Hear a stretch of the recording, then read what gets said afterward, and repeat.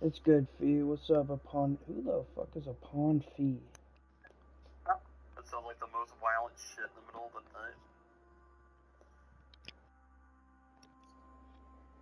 What's up, Upon Fee? What's up, my nigga?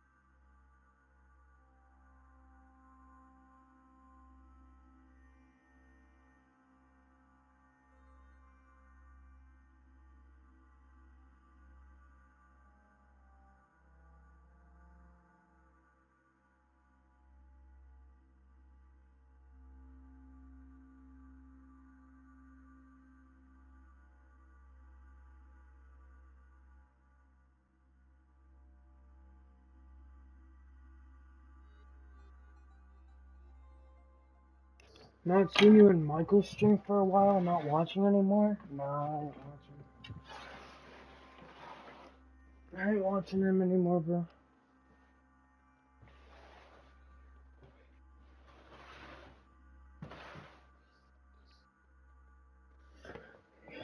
Nope.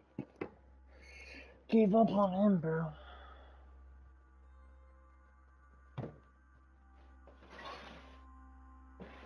Ow, fuck. Fair play? Yeah. Fair play.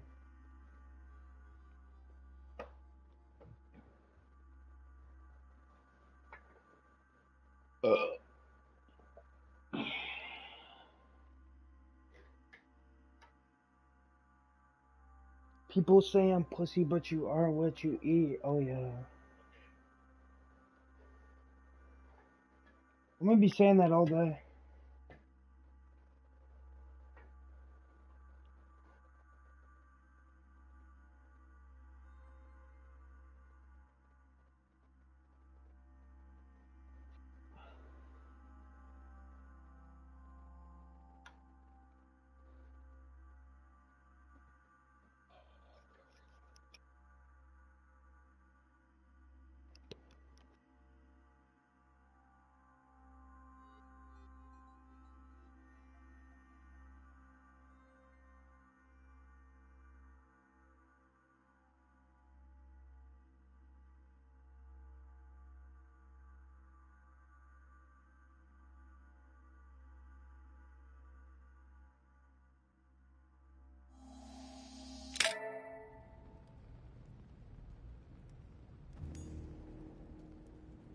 I sense that Mr. Peru is about to surprise us too. I believed in him.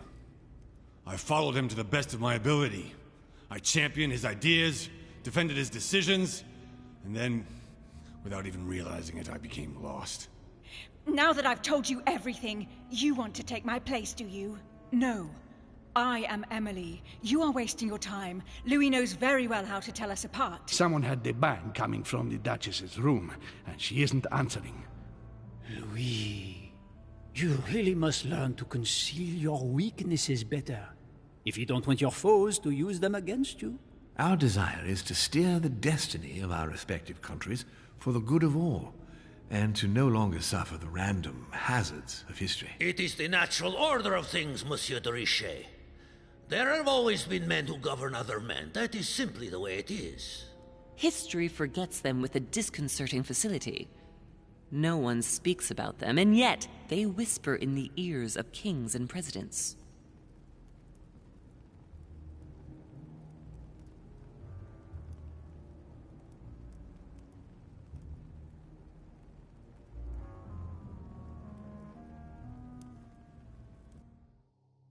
two-faced swine! I'm going to open this damn door and skin you alive! You're not going to get the better of us! Mother? Louis, you've come around. How do you feel? It hurts. Mother? Never seen this game in my life. Yeah, it's I can't feel my arm. Louis, I had to cauterize it with what I could find. Where's my arm? We'll get through this, Louis. Don't worry. I think I found a solution. You'll see. We gotta leave.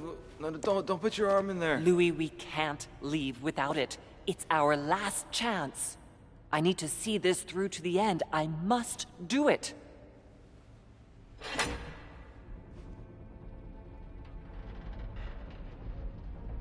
We've done it, Louis. Look. Stubborn as a mule. Come on, up you get. I'll help you. Easy does it. You've lost a lot of blood. Yeah, no. This game's been now fucked up so far. Let's take what we came for.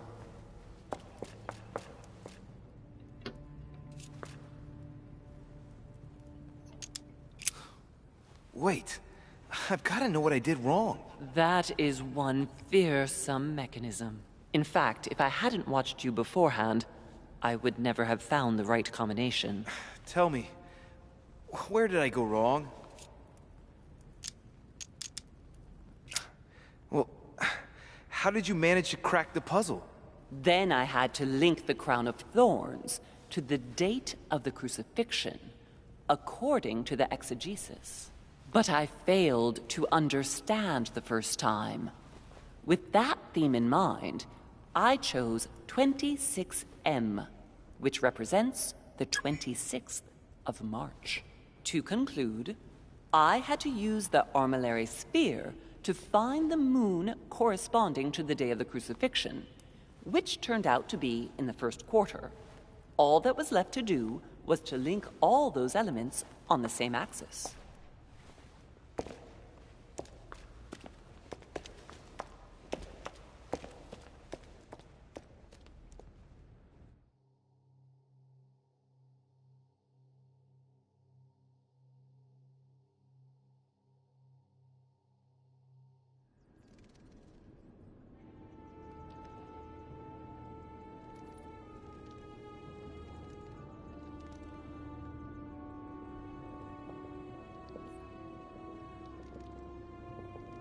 But where are we? I don't know, but we better not hang around.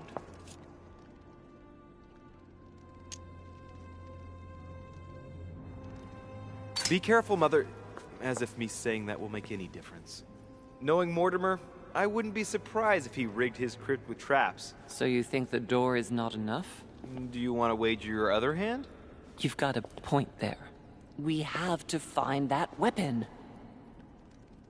What do you know about the Holy Lance, Louis? The what? The Lance of Longinus the Centurion.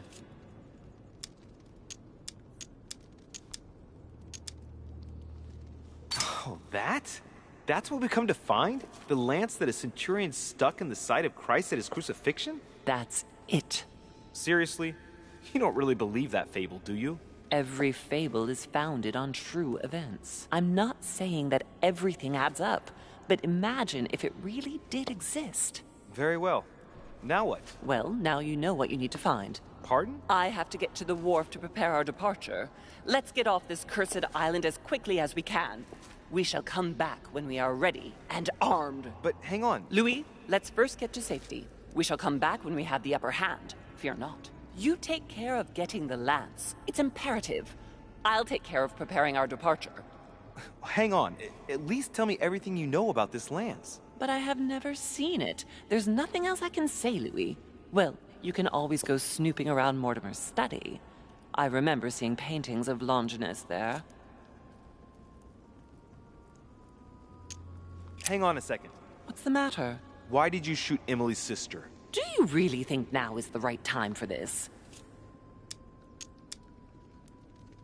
I want to know, Mother. Why did you betray her? Listen, Louis. I don't think you've really understood my interest in the Al-Azif. It's not just simple curiosity about some old relic. You tried to kill her. And I had no choice, for crying out loud. It must not fall into the hands of the demons, or we are all doomed. Don't you see? Listen, I don't know exactly what it contains, but I prefer to be one step ahead. If they want it, there must be a reason. And even if I don't know what it is, I want to stop them for safety's sake, no matter what. Nothing will stop you if I understand correctly. Enough, Louis. If you could see the extent of their power as I do, then you would understand what I'm saying. All right, we'll do it your way. One more thing. If they find you in possession of the lance, they won't...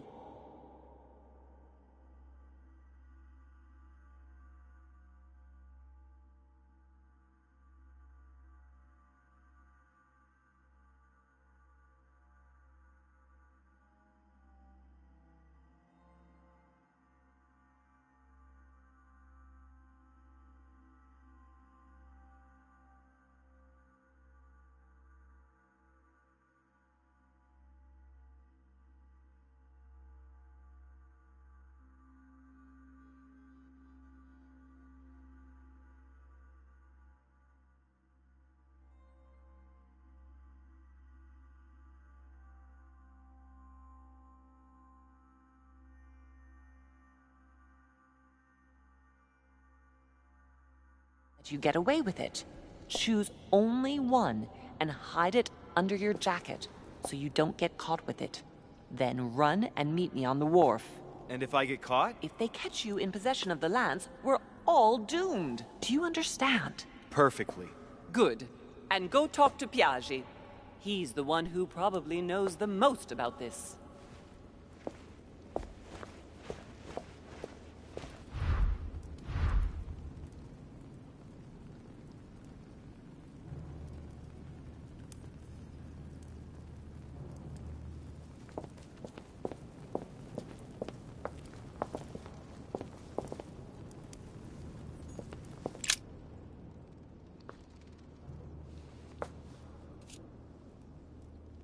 I can see that this lance has a so-called leaf shape. It is made entirely of iron. I can see that the tip is engraved with the symbol of the sun.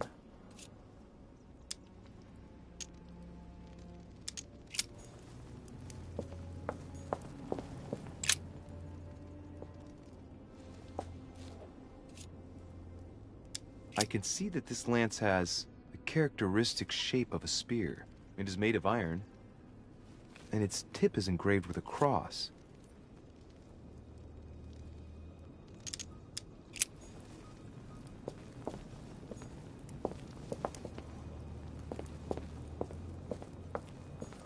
Amber.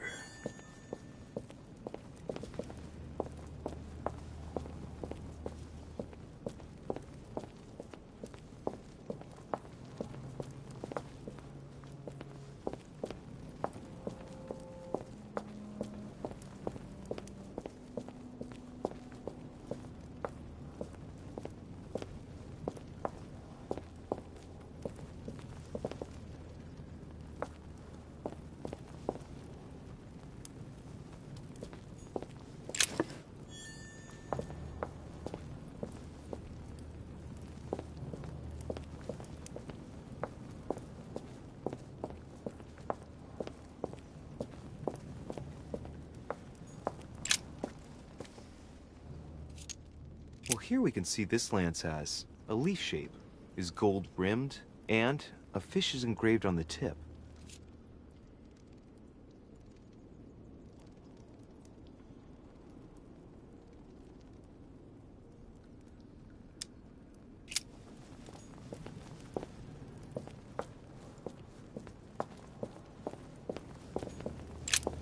Flavius Aetius.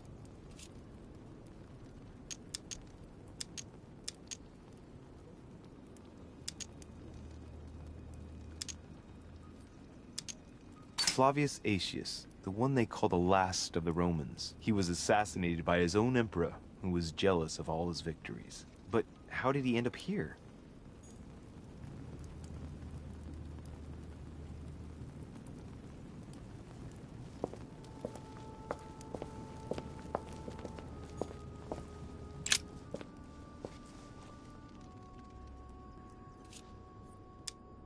this lance has got a blade in the shape of a spear.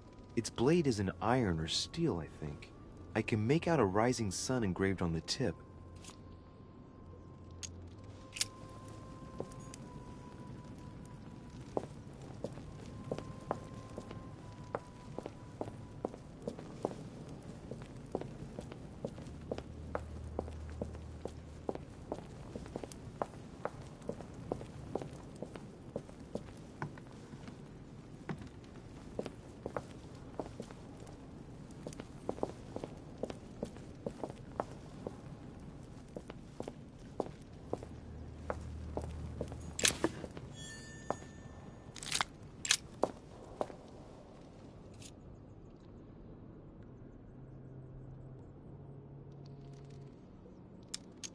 We can see that this lance has a particular spear shape.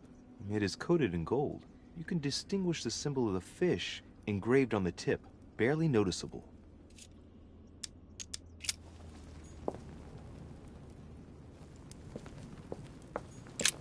The sarcophagus has been ravaged by time. It's sort of ageless, I guess. It's entirely sculpted.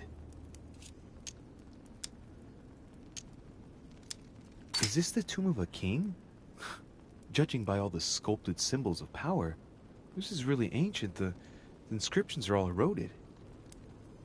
I don't know what those marks mean, but maybe a stone or an epitaph. These symbols, these grooves, cuneiform script. This is humanity's oldest alphabet, the language of Babel. Sadly, no one today even knows how to decipher it. There's also some text engraved beneath in ancient Greek, Sargon.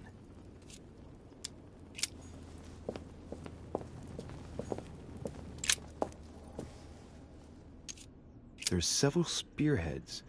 I need to find clues to pick the right one. Piaggi knows something about it for sure.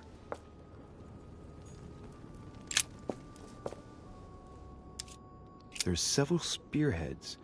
I need to find clues to pick the right one. Piaggi knows something about it for sure.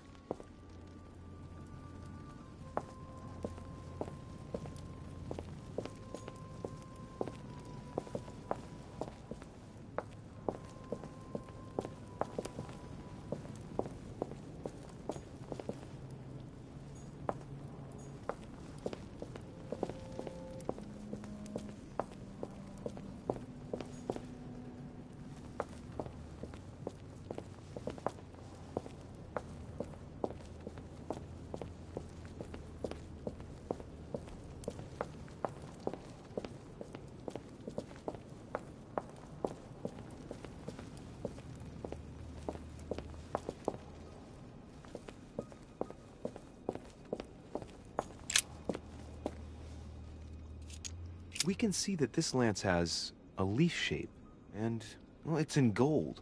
I can see that a crucifix is engraved on the tip, just barely visible.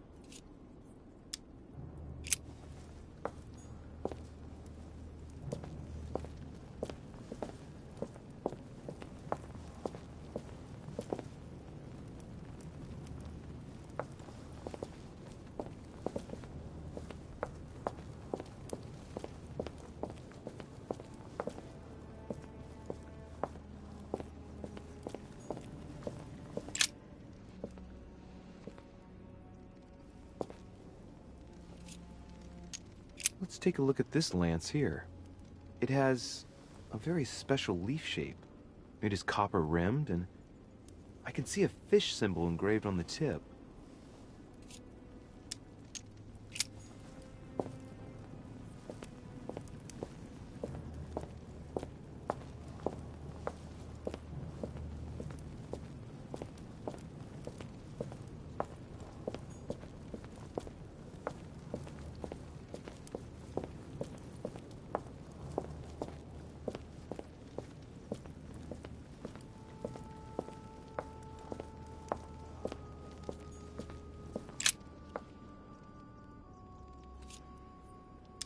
I can see that this lance has the shape of a boar spear. The blade is partially coated in copper, and I can just make out the symbol of the Eye of Ra engraved on the tip.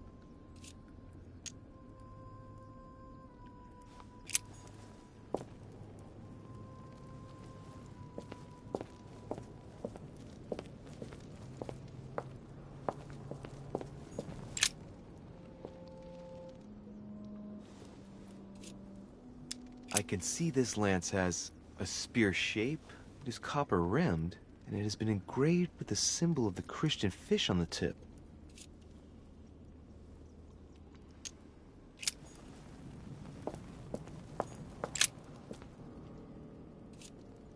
This lance has a leaf shape.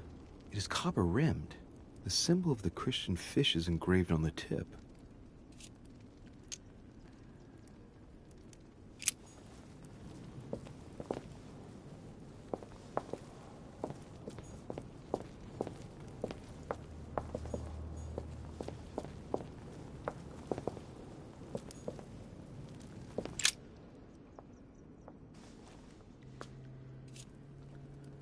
I can see that this lance has a so-called leaf shape. It is clearly made of iron, and I can make out a sun engraved on the tip.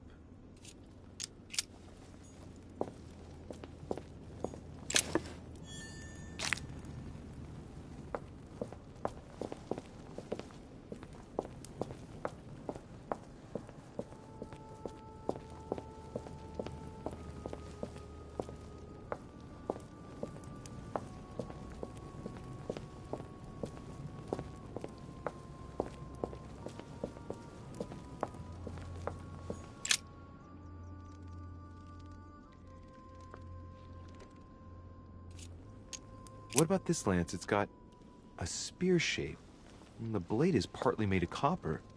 A barely visible crucifix is engraved on the blade.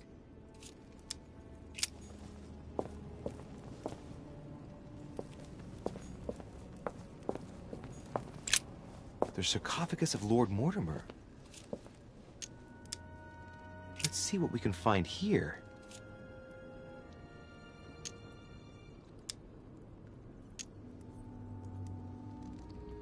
It's the only sarcophagus in this crypt which appears to bear the Mortimer family name. What ancestor can it be? There's no inscription. It's the only sarcophagus in this crypt which appears to bear the Mortimer family name. What ancestor can it be? There's no inscription. Let's see what we can find here. It's far too heavy. I'm not going to be able to do it on my own.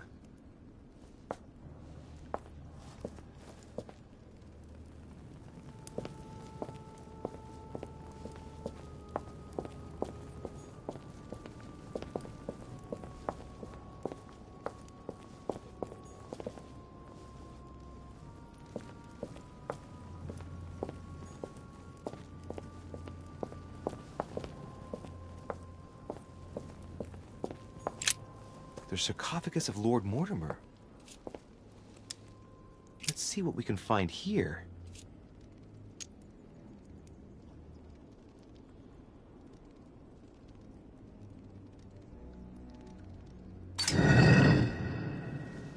Ha! Great! Now let's see what's inside.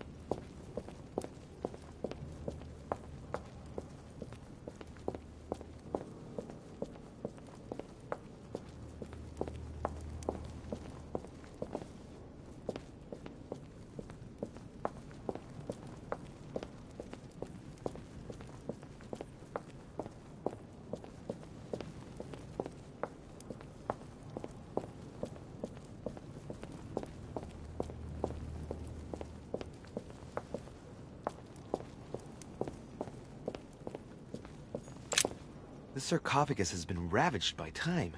It's sort of ageless, I guess. It's entirely sculpted.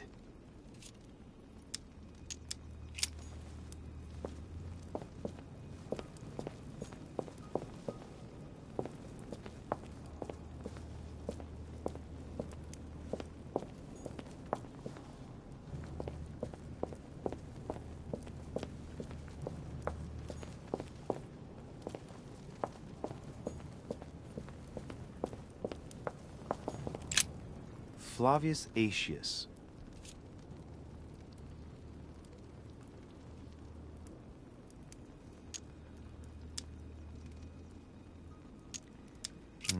It was cut a long time ago. You can tell by the rough hacks of the tool and the patina of the stone. This sarcophagus is very ancient. I'd say it's several centuries old. I remember. He was the Roman general who defeated Attila and his hordes in the terrible battle of the Catalonian plains. Flavius Aetius, the one they call the last of the Romans. He was assassinated by his own emperor, who was jealous of all his victories. But how did he end up here?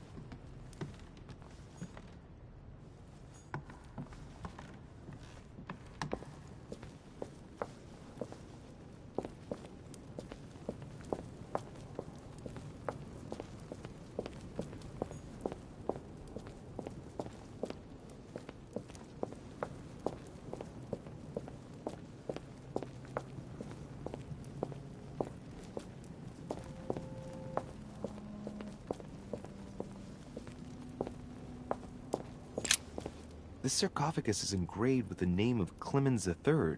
Good God! The one whose cross allowed me to enter.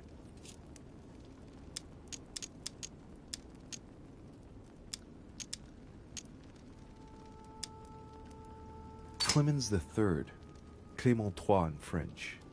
How come his tomb ended up here and not in the Vatican? He was basically an anti-pope. His path to the throne was pretty turbulent, and he had to be enthroned several times. The result of a long conflict between the papacy and the Holy Empire. This sarcophagus is beautifully made, but ancient. The stone is marked by the passage of time, but it's really well preserved. That was the Pope from the Middle Ages who inspired the Third Crusade. He gave the Roman people the power to elect their magistrates.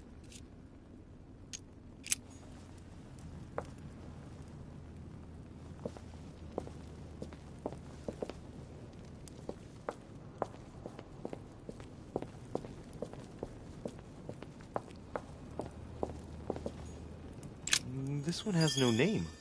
I wonder who it was for.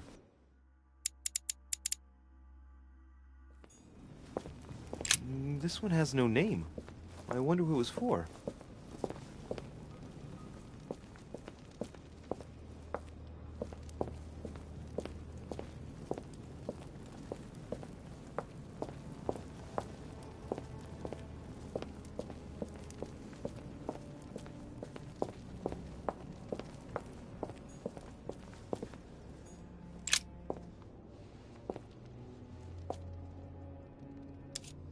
I can see that this spear has a so-called leaf shape. It is copper-rimmed. I can see the tip is engraved with the symbol of the Eye of Ra.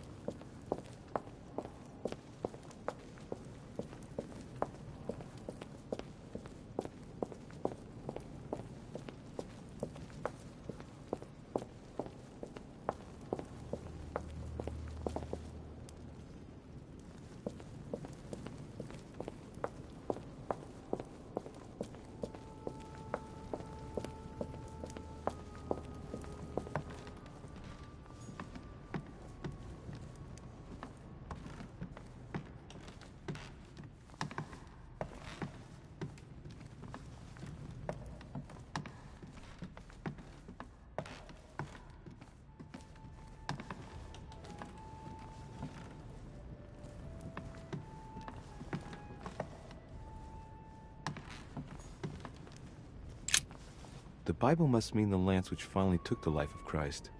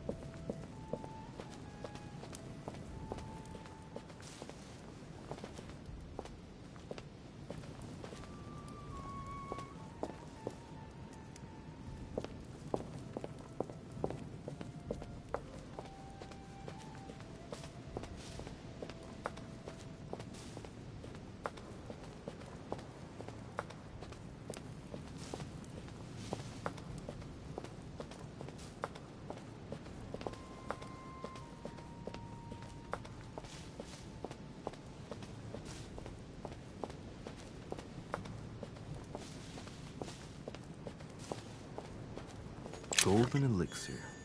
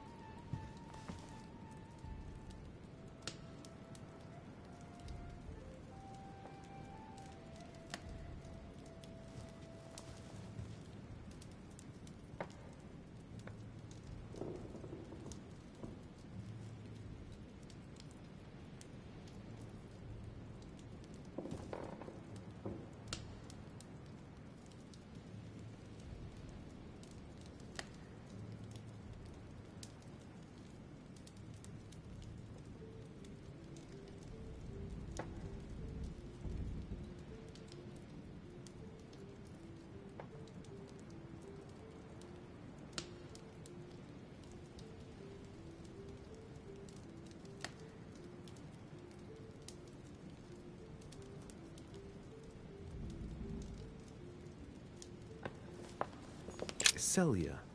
That name means nothing to me.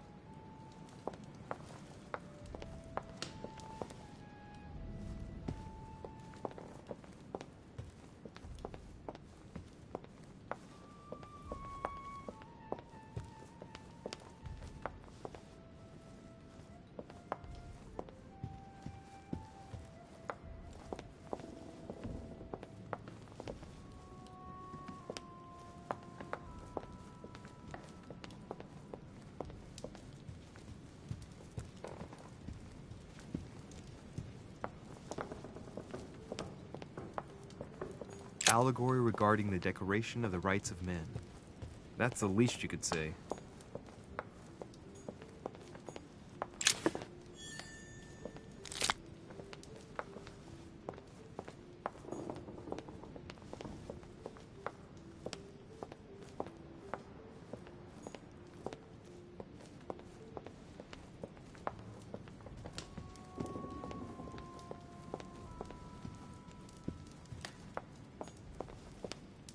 Song of Roland. Roland feeleth his death is near, his brain is oozing by either ear. With his brain oozing, it's already remarkable that he can feel anything.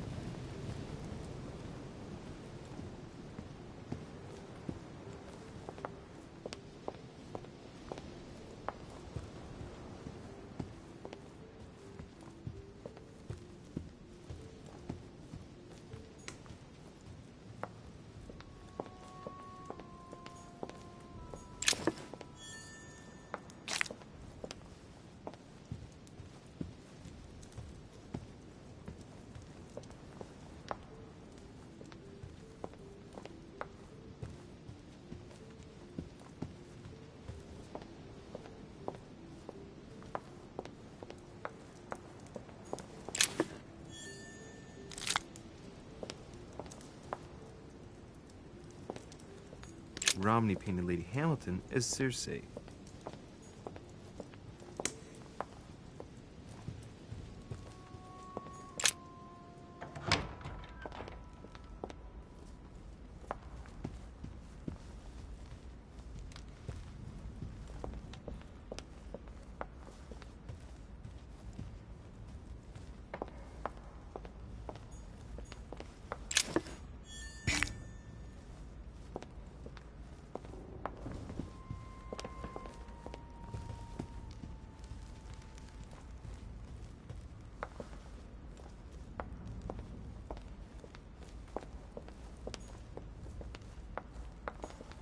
Lord Mortimer certainly has a taste for staging rooms.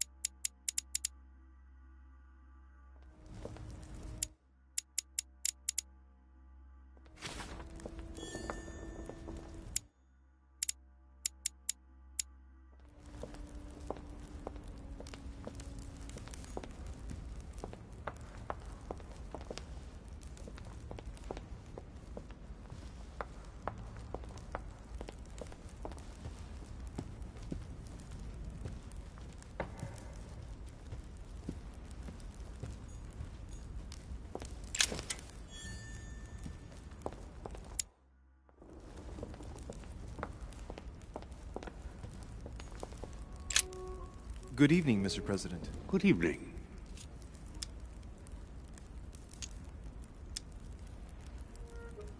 I'm back on the trail of my mother again. I don't have time to explain, but would you know anything about the Holy Lance? That's good news. But be careful, Louis. You might end up getting noticed. Do you know anything or not? No, I regret I don't. But why not ask von Wallner? Theology is his field, after all. That's an idea. In that case, I'll try and find him. You are keeping up the good work, I see. But I'm telling you, keep your guard up. Everyone is rather on edge right now. You're right. Thanks for everything, Mr. President. See you later.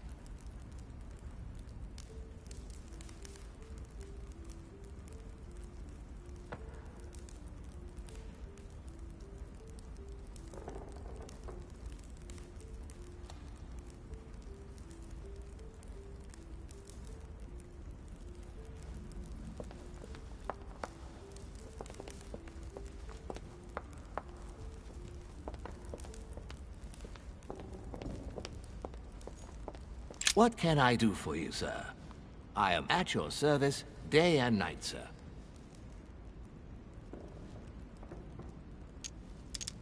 As I was unable to bring my personal effects with me, I was wondering if you could find me a few items. Of course, sir. What would you require?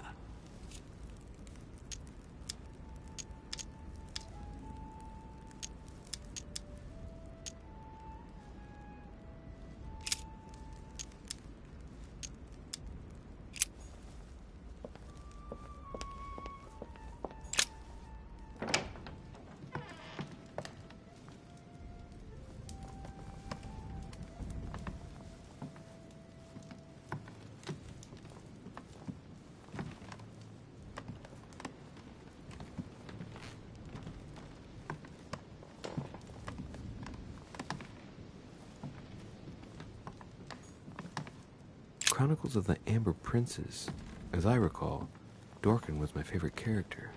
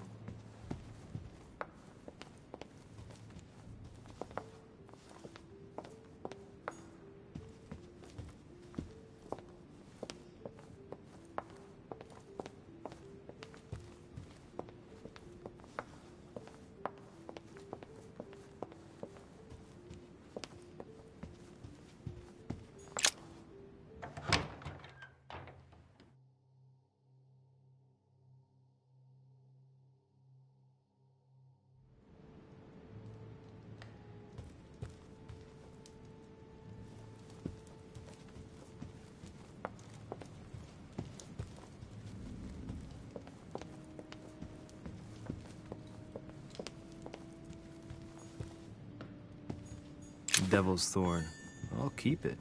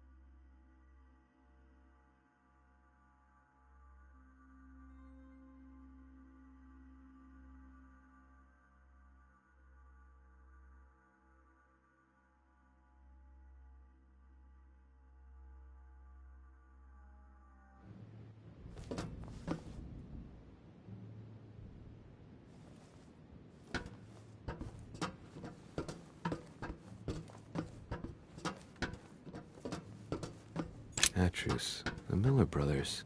Mother expressly forbade me from reading it.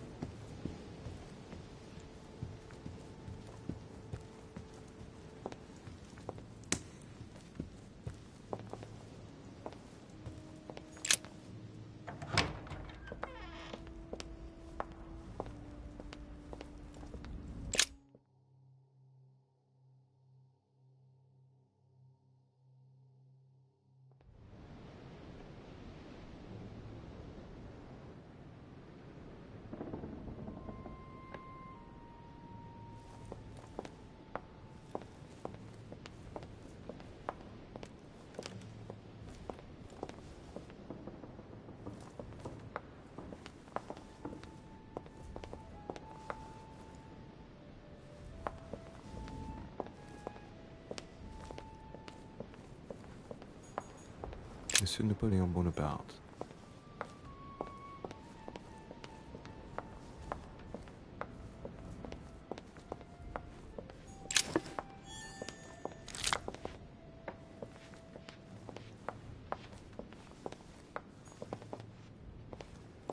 Monsieur Jacques Perru.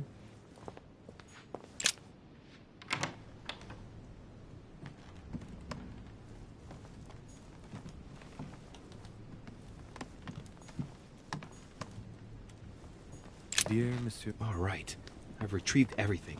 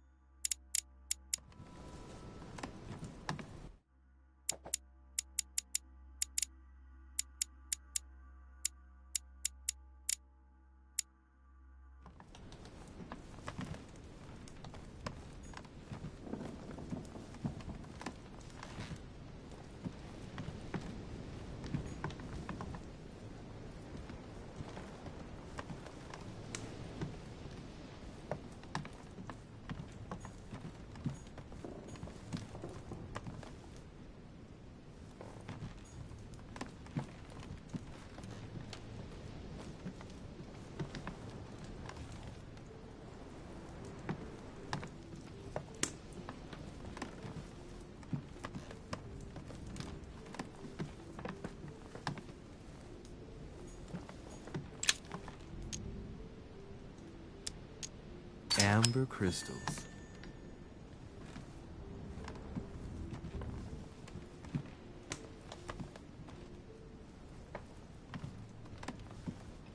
What's up, Troy? W. Dumpy? What's up, bro? friend.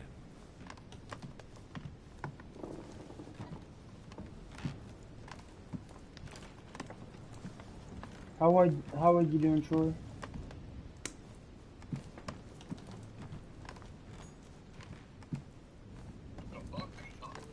I'm live, bro. Troy's in my chat. If you want to come say hi to him.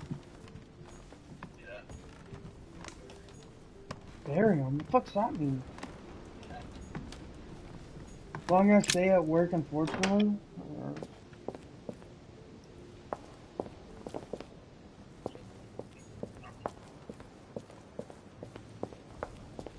That was in here. What's up?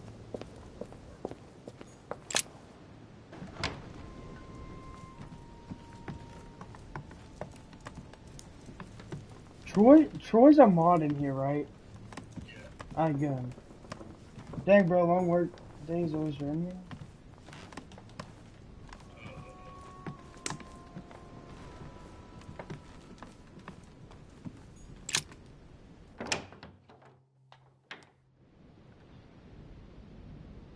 I'll actually say this. It was on sale for $5. It was on $5. But yeah, I get what you're saying. You wanna know yesterday when I screamed and got mad? Cause I was like doing this. The fuck? You won't remember when I got mad, Devil? Yesterday when I was doing a but riddle. I have work to do. Yeah, that's cause I failed the thing. Cause the YouTube video lied to me. And I put my thing in it to like fucking do the, like finish the quiz. Or like the riddle, and it cut my hand off. I got pissed.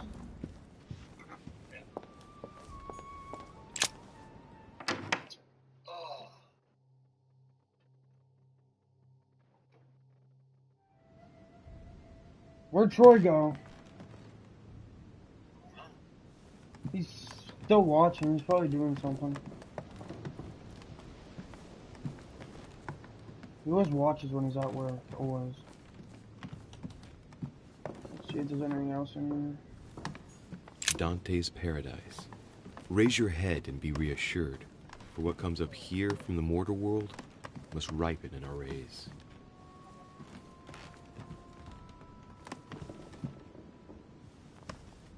So Cam, are we gonna talk about how you can't afford a Tesla? I'm fucking with you. I'm fucking with you. I'm kidding. I'm kidding. I'm kidding. That's close.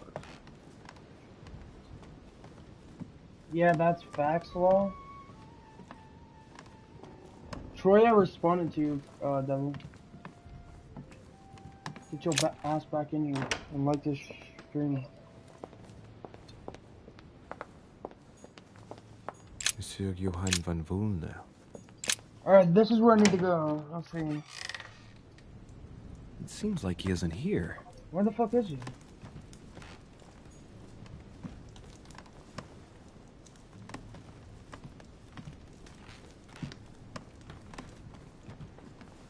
When's the next Outlast stream? That was dope, to be honest. Me and Devil are probably gonna play it soon again. Me and him played it off stream. It was fun, bro. I was not expecting it to be that fun. What a mess. Looks like Vulner was interrupted. Probably tomorrow or later tonight if Devil's up for it. Alright. Looks a lot like straw. And he's drawn something in a hurry on this sheet.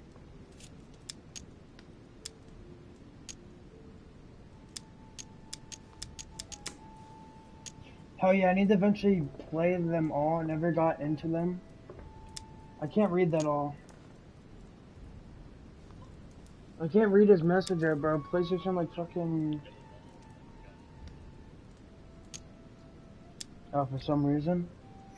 I beat Outlast 1, the Whistleblowing DLC, and I quit on 2, because that fucking thing was scary as fuck. That's scarier than 1.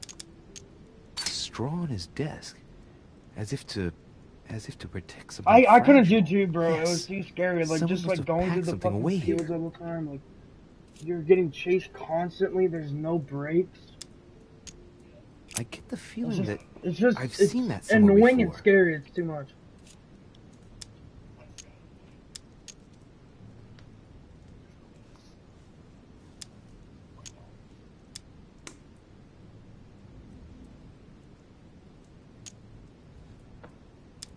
I gotta do both of these? I've seen occult inscriptions like this before. They're not very common. As a matter of fact, I've only seen them once before, around the Lock of Al-Azif. I get the feeling that I've seen that somewhere before. That's the best part of that game. It feels weird being defenseless, so unique experience to say the least.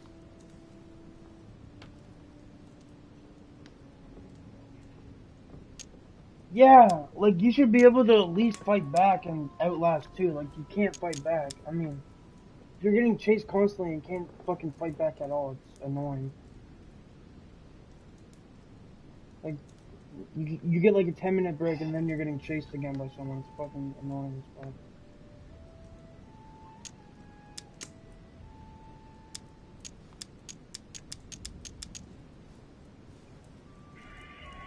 Yes, it's definitely a drawing of the Lock of Al-Azif.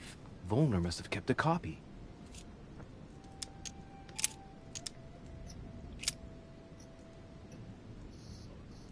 Bro, I ain't reading all this shit, nigga. Fuck you.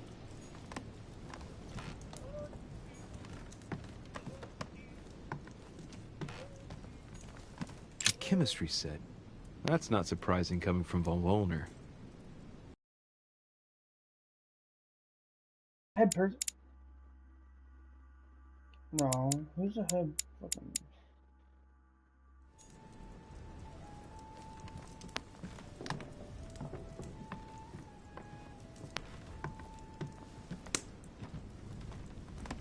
May pop in later if you're still streaming. Got a dip for now, y'all. Alright, bro. Have a good rest of your day. Let's see what Volner has in his bookcase. I'm not lying.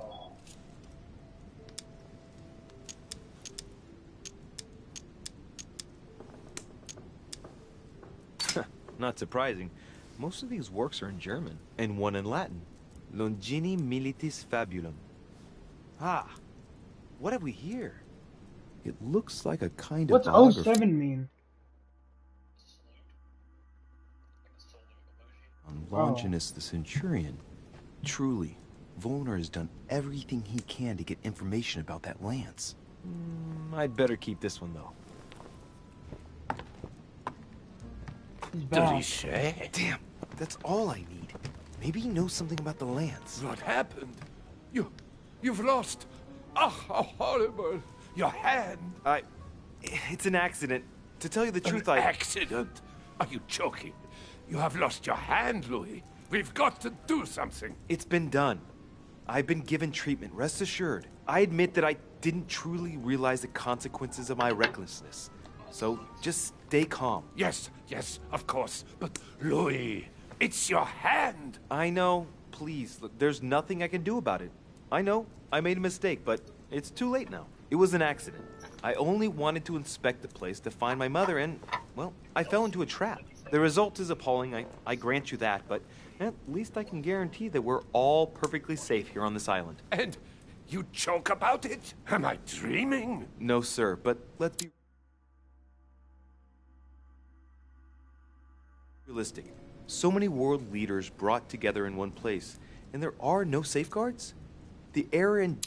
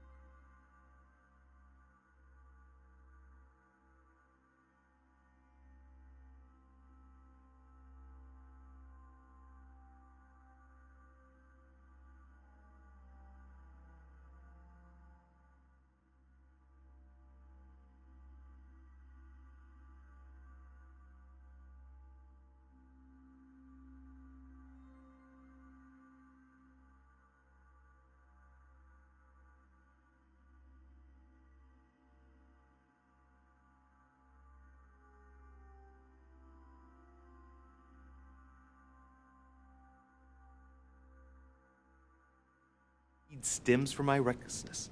I went looking here and there and searched my mother, and I had an accident. It's my own fault. Fine. We will drop this incident. Why are you here? What are you doing in my room?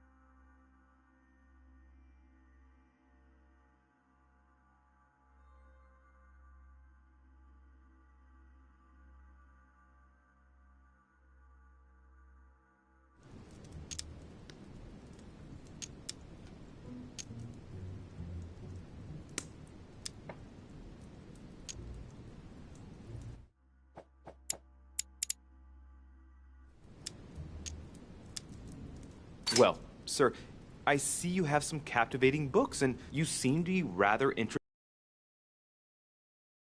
It's, what's it to do with you? I overheard you speaking with Piaggi. What are you two up to, exactly? No, Oh, fine. Yes. We are looking for the Holy Lance. That imbecile has given Mortimer all the ones kept in the private collection of the Holy See. But it's not what you think. Hang on a minute. You're the one looking for the lance. No, Don't take me for a fool. You are looking for the Holy Lances.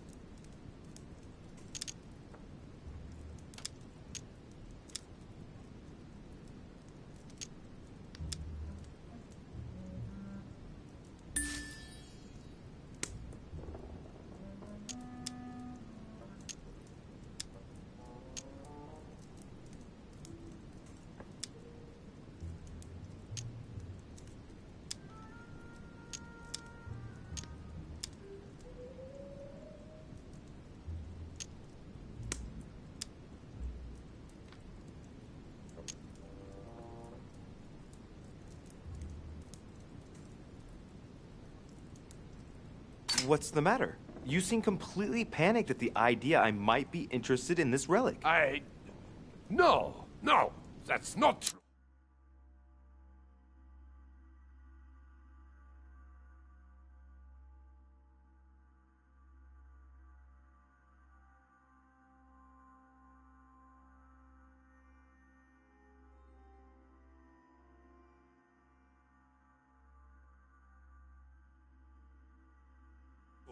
What are you so afraid of? I'm not afraid. You know Mortimer's got it, so you're not worried that I'd give it back to him. What are so you? Why are you so terrified of me being able to find it? You have no idea what it is you're looking for. What are you playing at, Richet? Mortimer's the one who has that cursed lance. How long have you been looking for it? Ah, I see.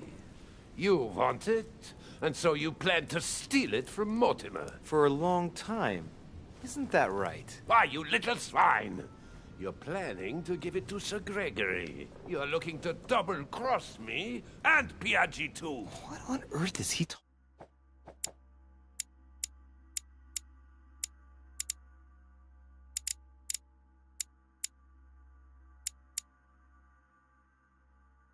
about?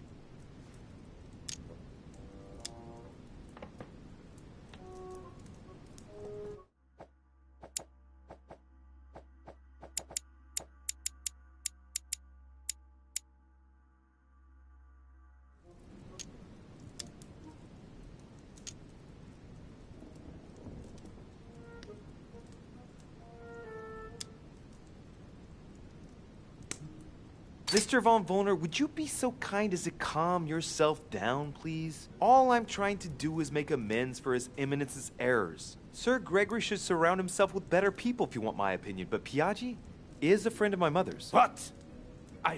You want to help, Piaggi? I just told you that's what my mother would do if she was here. I heard you in the corridor, and he seemed to be in serious trouble because of the lances. I'm only trying to help him. All right, Louis.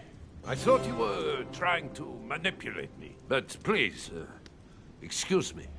I got a little bit carried away. But you can't get ahead by staying in the shadows on a case like this. There are already several of us searching for the Lance of Longinus. And it would be smarter to pool our information. Unfortunately, I've barely made any progress. I'm still trying to find out what the original lance really looked like. Let me reassure you, we've all been there, given the number of copies there are in existence. It also took us quite some time to discover its true shape. Many believe the central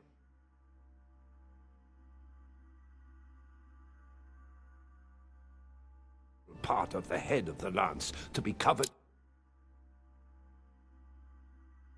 in gold, whereas, in truth, its center is made of an alloy of copper and iron.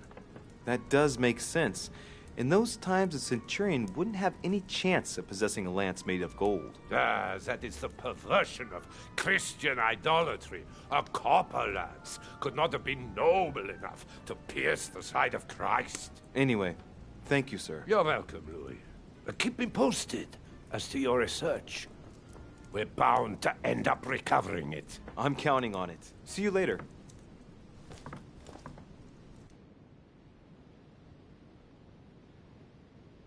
I managed to get the biography of Longinus the Centurion.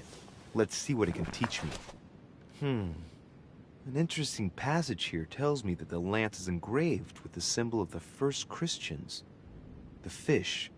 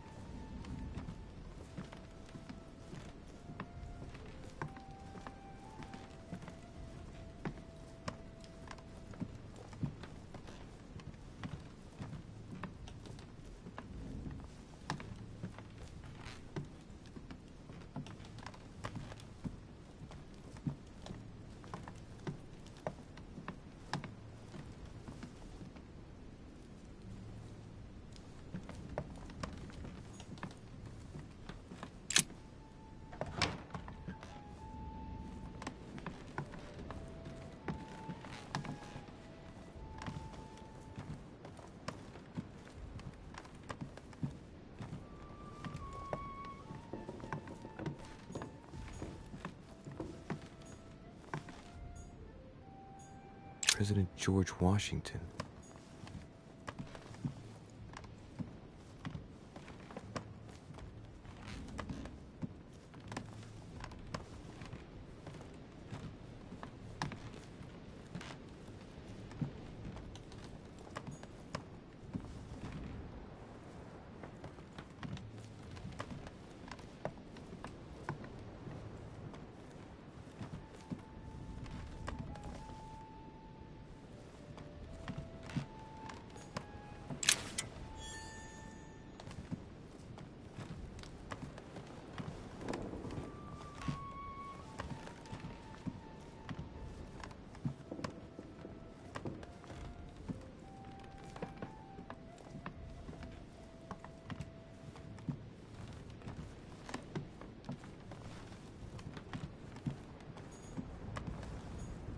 Monseigneur, His Eminence Cardinal Piaggi.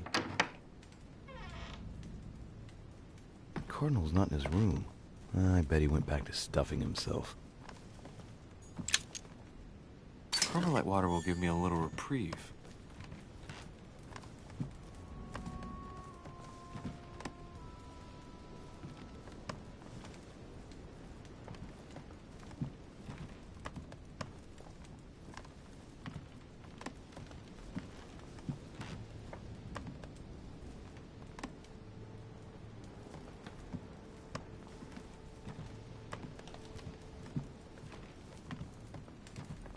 Honey, the remedy of the gods. His Holiness Pope Pius VI, by Pompeo Petoni. This should help Piaggio feel at home.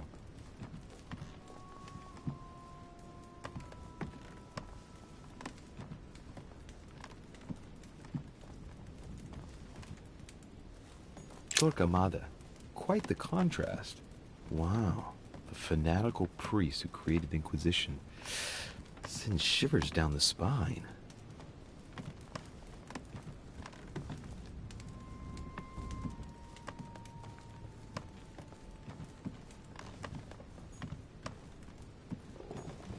Destruction of the Temple of Jerusalem by Francesco Hayez. The Roman destruction by Titus and his army. What violence! My dear Giuseppe, poor health forbids me from joining you. Please thank Sir Gregory for his invitation to Lord Mortimer's. I'm convinced you'll be able...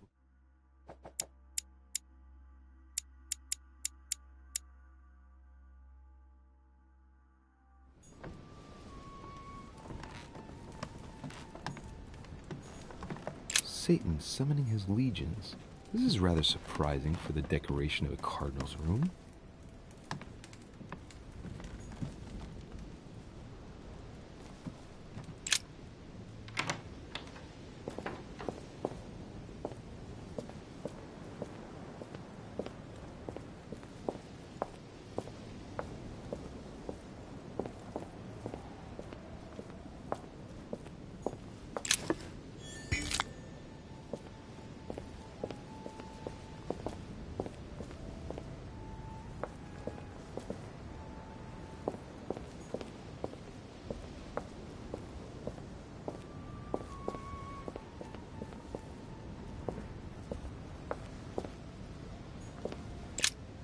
Let's have a look at his personal papers. Of course, it's in Latin, the language of the church. All those hours of learning Latin declensions are going to pay off in the end. Mother will be proud. Now this could be interesting. Lancea Sancte, various representation criteria, of which are shown the most common throughout the centuries, and in different forms. If Piaggi's notes are anything to go by, the weapon I'm looking for is shaped like a tapered spear, and that should help me identify it.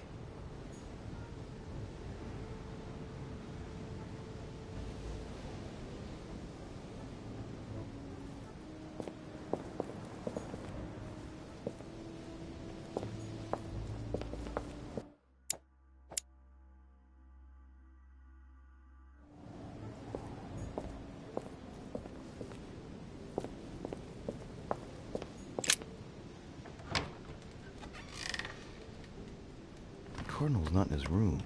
I bet he went back to stuffing himself.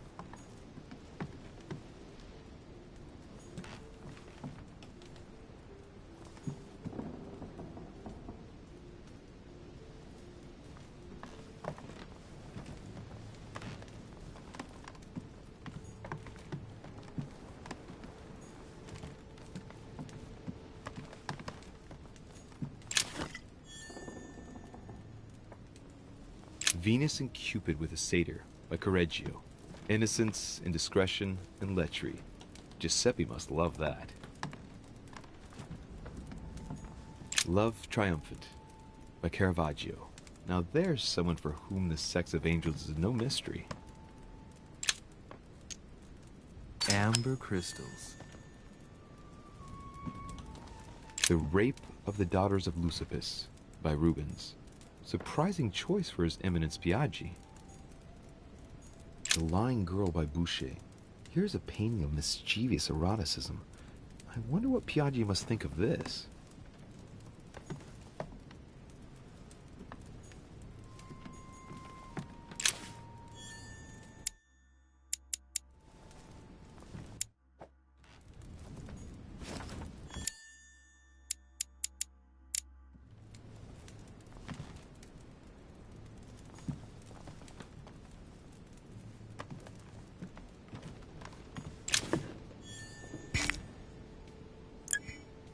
John the Baptist, Youth with a Ram, a Caravaggio. A very sensual vision and very far from the usual representations of St. John.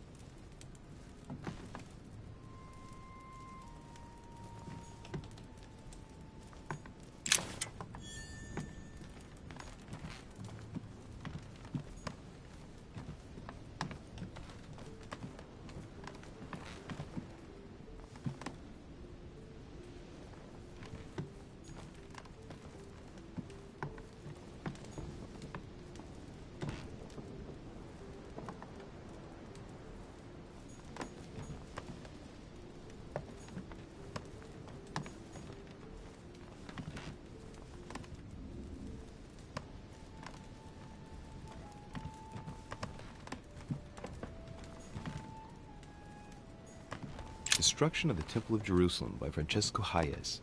The Roman destruction by Titus and his army. What violence!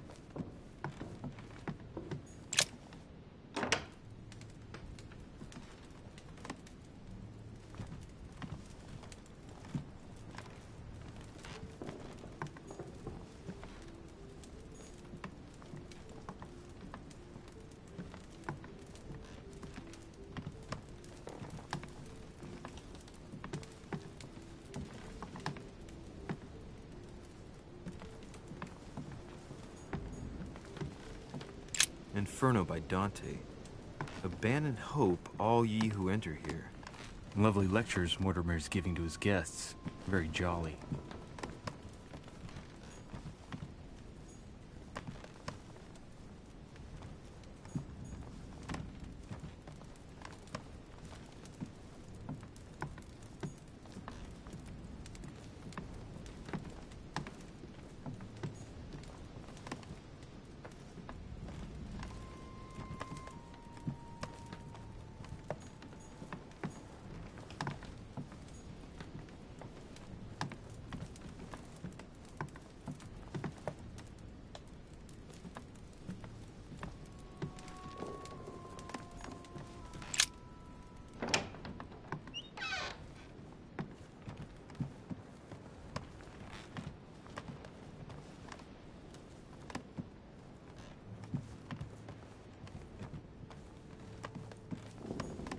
Duke Manuel Godoy.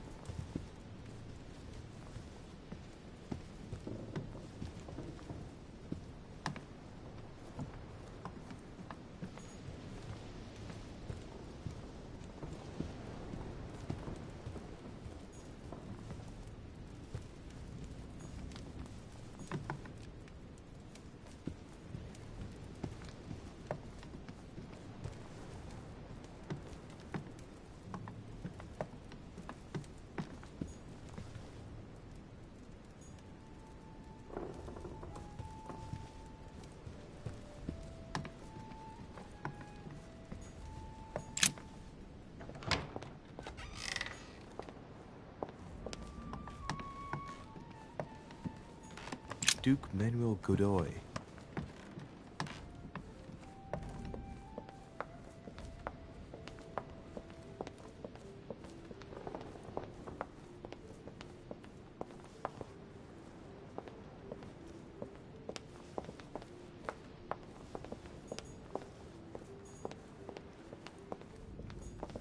Sir Jacques Perru.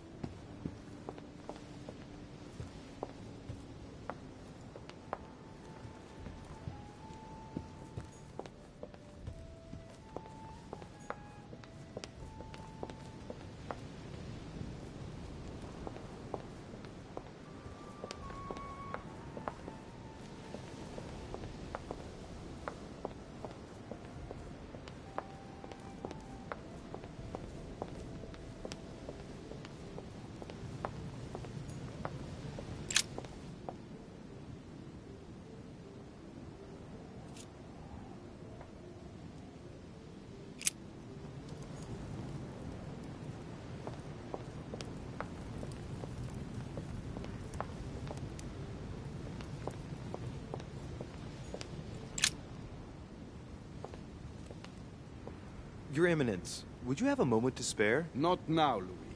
Please, leave me alone. I beg your pardon? I want to be alone. Very well. I'm only searching for information about the lance of Longinus, the soldier. If you could... are not listening to me. You are playing with fire. I heard you speak to Mr. von Wollner about it, and I was wondering if you could tell me something about it. That was a private conversation. How could I have known that he was listening to us? I see what you mean. Louis, don't push it. Leave while you still can. Your Eminence, are you all right? Your Eminence, are you with me? Can you turn around, please? What do you want to know about the Holy Lance, Louis?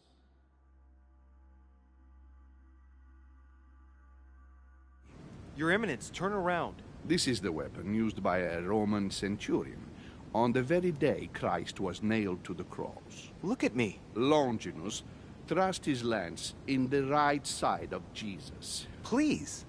As you wish.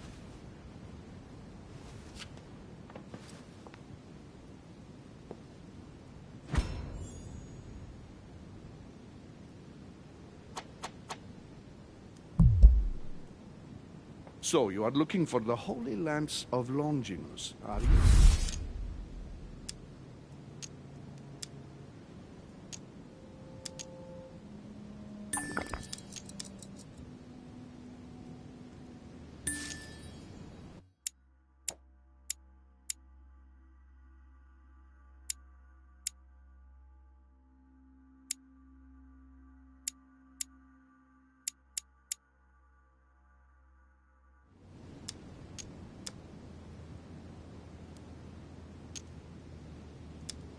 Your Eminence, you're worrying me. What is happening to you? Nothing, Louis. Just a moment of weakness, but I'm better now. I am all ears. You are looking for the lance. You should know, you are not the only one. Lord Mortimer has spent a good part of his life and his fortune trying to find it. Never will he let you have it. But tell me, before going any further, have you spoken to anyone else about this?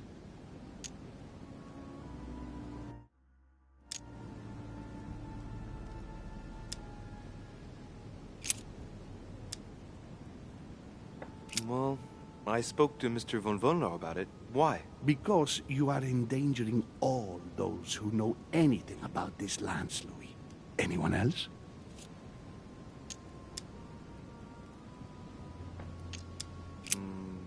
Briefly with President Washington.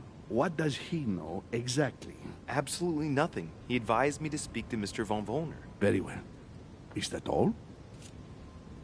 No one else. What are you going...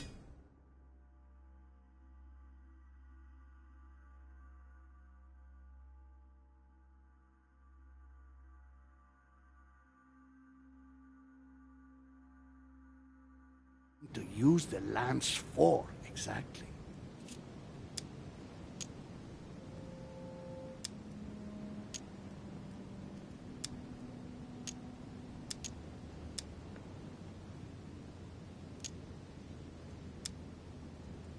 I need it. Why?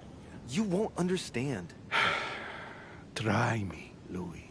I need to protect myself with it. Louis, I thank you for your sincerity. I shall answer you about Longinus. You deserve to be told. His spear-headed lance did indeed pierce the side of the Messiah. His blood gushed out, covering the head of the lance. It was covered in the blood of Christ. Thank you. Thank you, Your Eminence. You are welcome. Be careful, Louis. You are on a perilous path. Don't follow Sarah's demons, my boy. Don't delve too deeply into her delusions, or you won't be able to come back. The demons that she is frantically trying to drive away are in her own mind. Take good care of yourself. God keep you.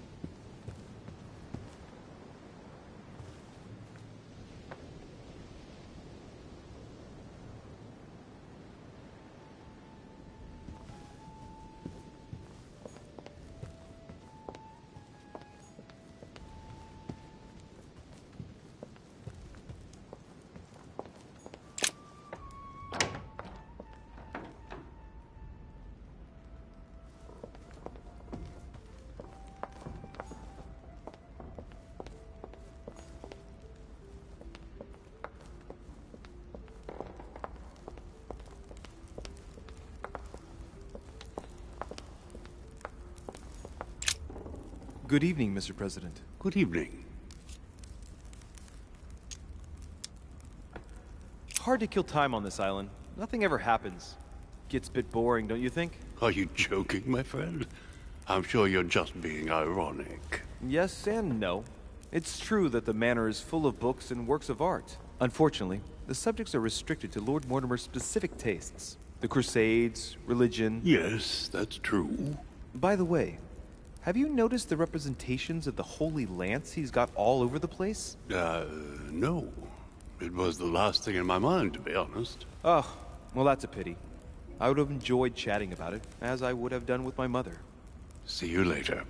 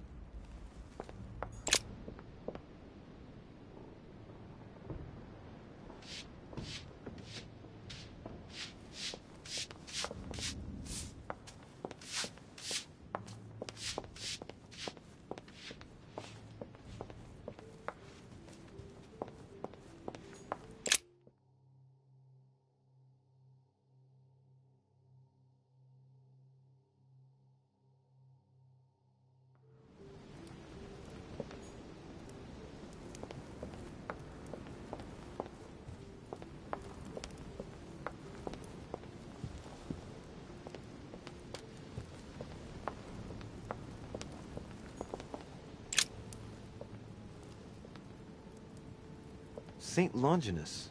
Let's take a closer look at his lance. It is shaped like a leaf, like the real lance, maybe. How can I be sure?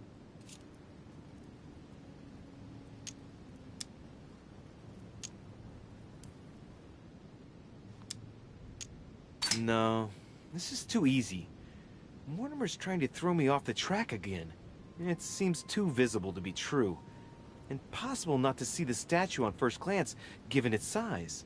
And Mortimer has no interest in making the shape of the true lance so easy to see. I think the statue does represent Longinus, armed with a lance that wounded Jesus. The Holy Lance. How can I find out if this is an exact representation? There's no way of being certain of it.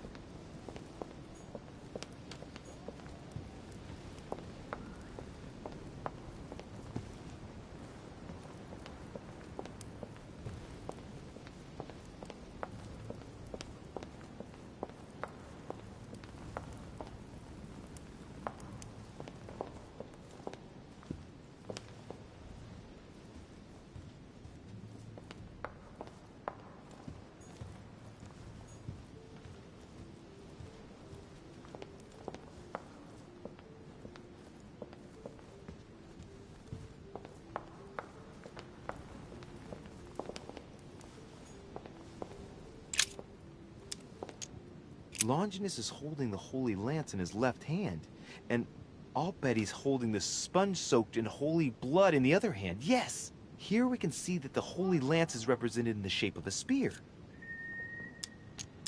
I'd better make sure I check this twice. It's a work that dates from the Renaissance. There's nothing to say that it's not based on erroneous elements. But I believe what I read in the letter from Milan addressed to Mortimer. There's every reason to believe that this painting has been modified according to his guidelines to represent the true shape of the Holy Lance, a spear shape.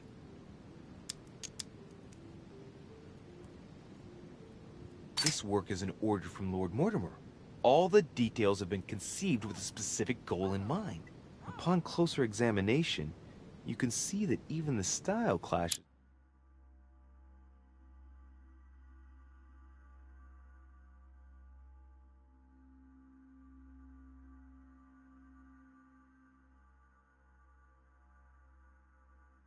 With that of most of the other works in the manor.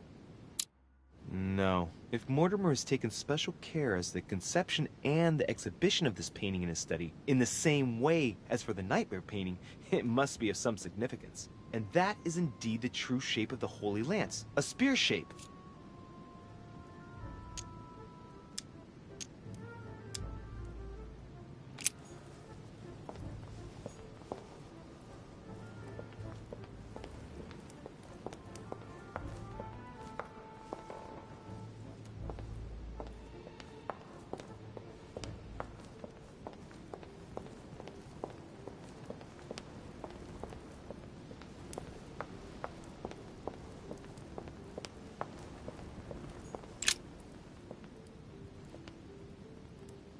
Saint Longinus.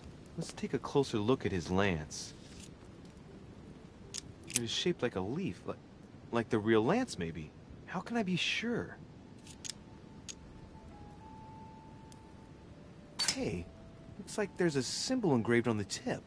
Yes, a fish. The Christian fish, no doubt. It can't be a coincidence. It must have been done on purpose. Huh. Good thing I took a closer look. I think this statue does represent Longinus, armed with the lance that wounded Jesus, the Holy Lance. How can I find out if this is an exact representation? There's no way of being certain of it.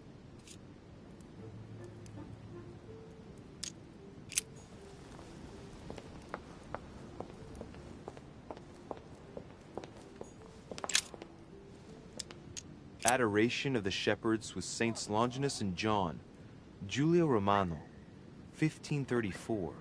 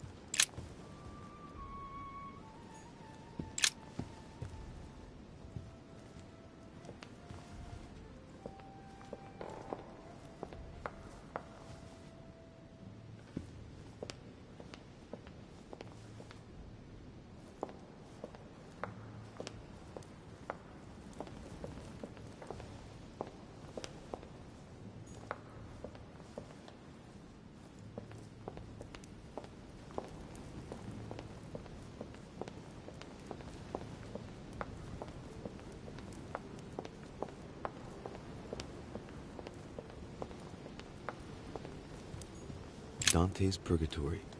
Why does your mind presume to flight when you're still like the imperfect grub, the worm before it's attained its final form? Charming.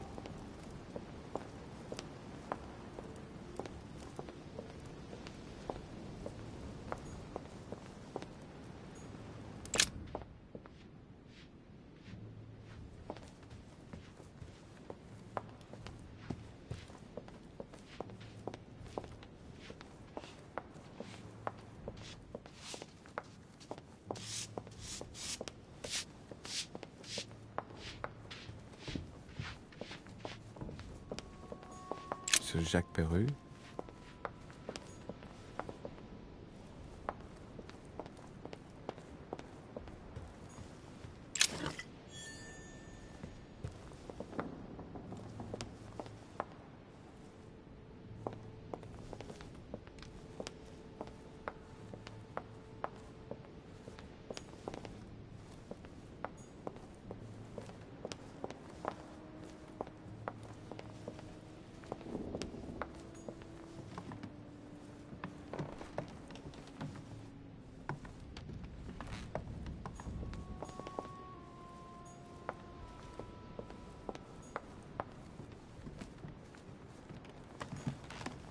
Duke Manuel Godoy.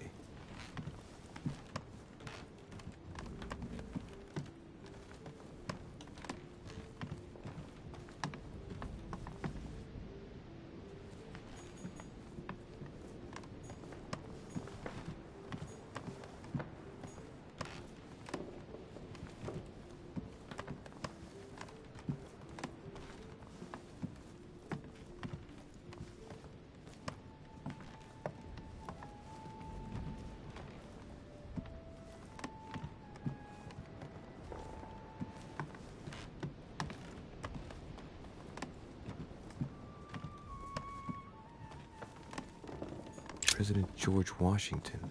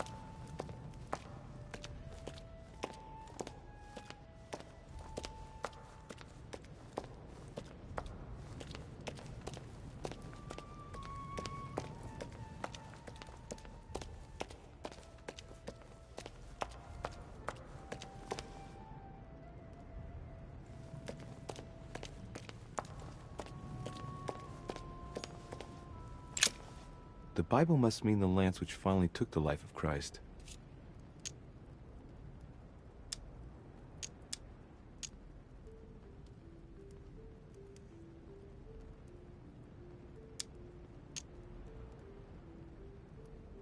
The four Gospels each give an account of the death of Christ. Let's see what they can tell me about the lance.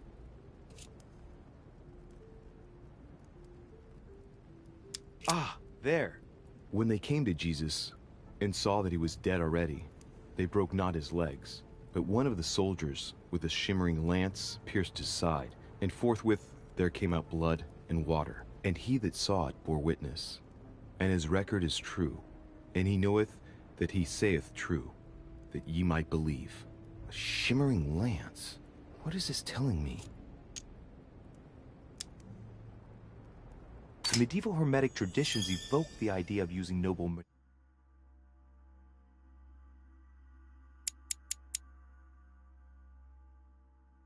materials for relics, which the monasteries often made themselves in order to attract pilgrims.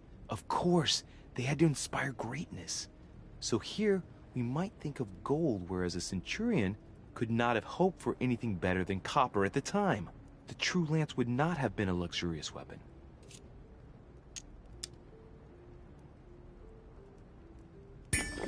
The name of the Roman soldier who killed Christ never appears in the biblical canon. Yet, it is said that he was a centurion and was called Longinus.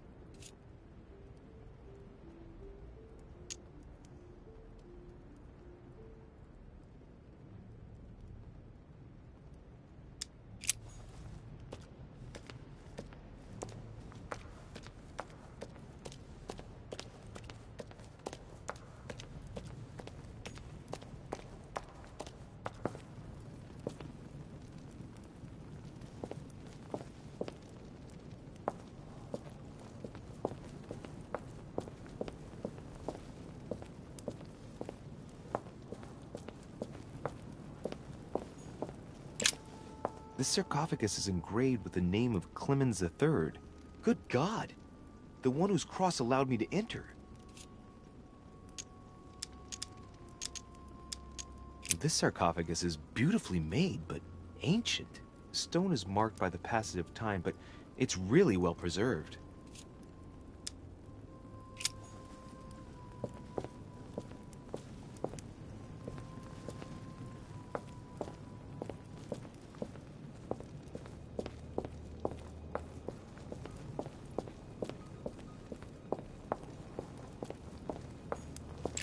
This one has no name. I wonder who it was for.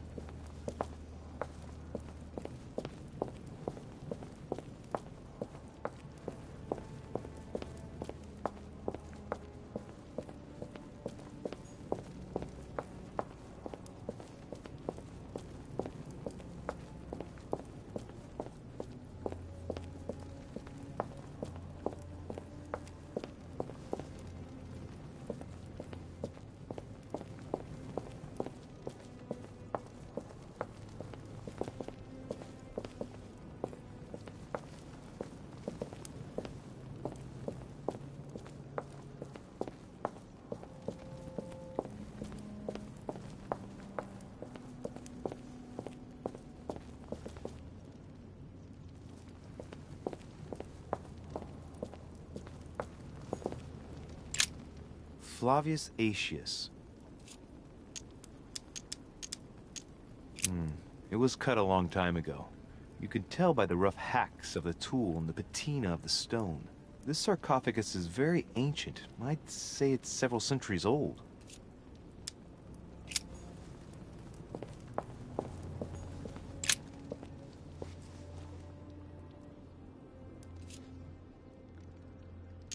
This lance has got a blade in the shape of a spear. Its blade is in iron or steel, I think. I can make out a rising sun engraved on the tip.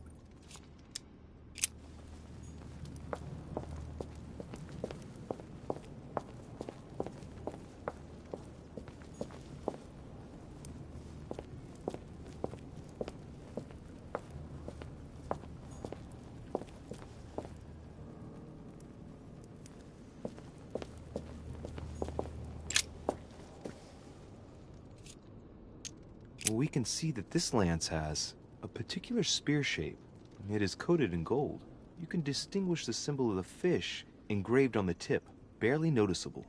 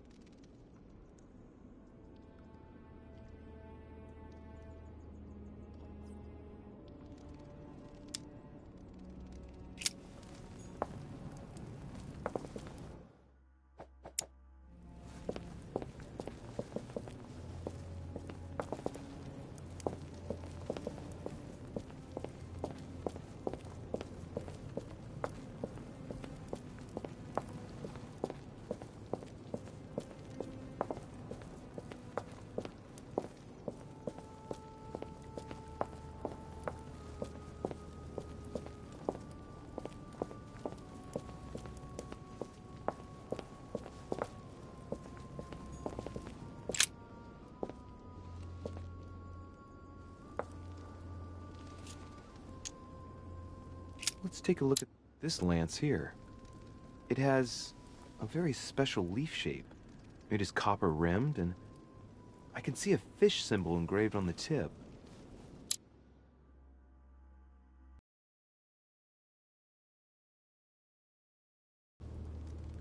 Let's take a look at this lance here. It has a very...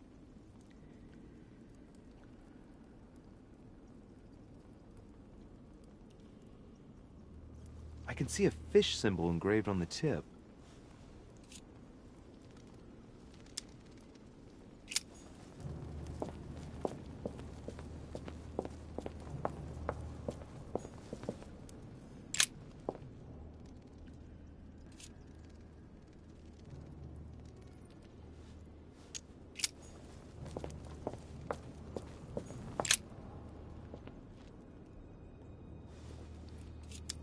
I can see this lance has a spear shape, it is copper rimmed, and it has been engraved with the symbol of the Christian fish on the tip. I can see this lance has a spear shape.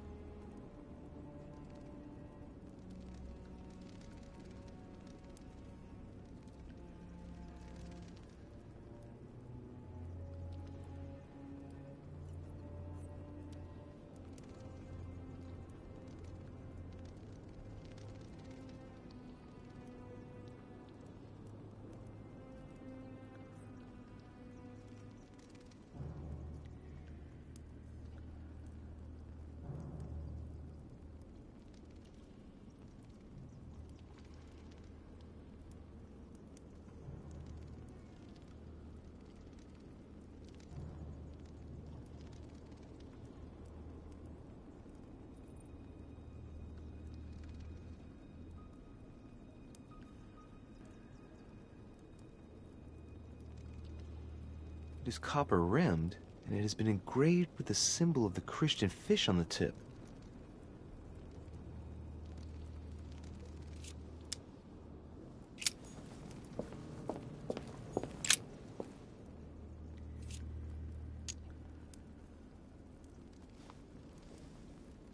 This lance has a leaf shape.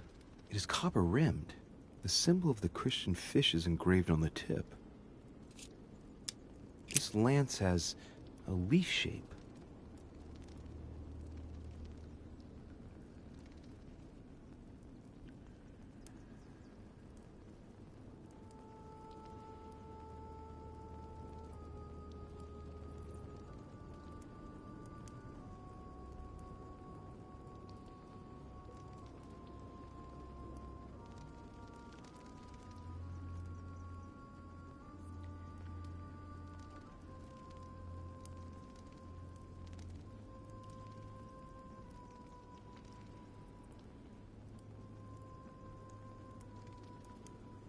It is copper rimmed. The symbol of the Christian fish is engraved on the tip.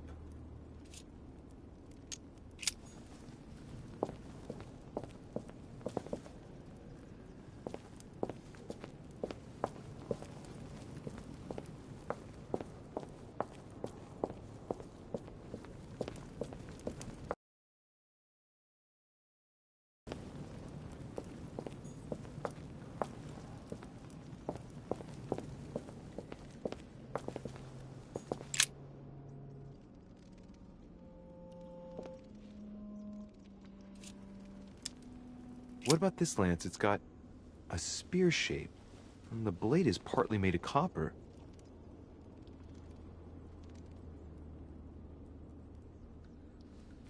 A barely visible crucifix is engraved on the blade.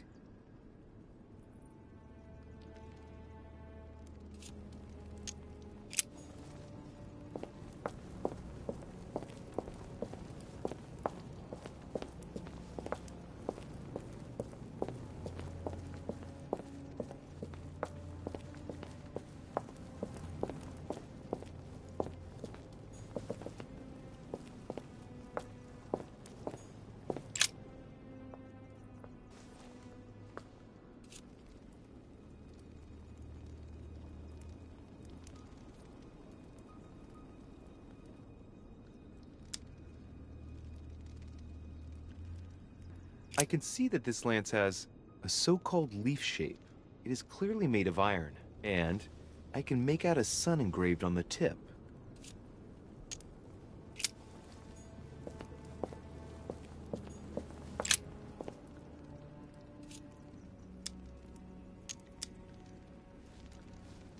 This lance has a leaf shape. It is copper-rimmed. The symbol of the Christian fish is engraved on the tip. This lance has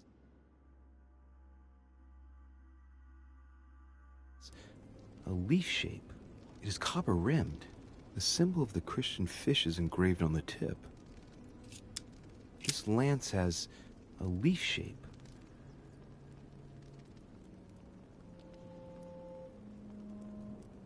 It is copper-rimmed. The symbol of the Christian fish is engraved on the tip.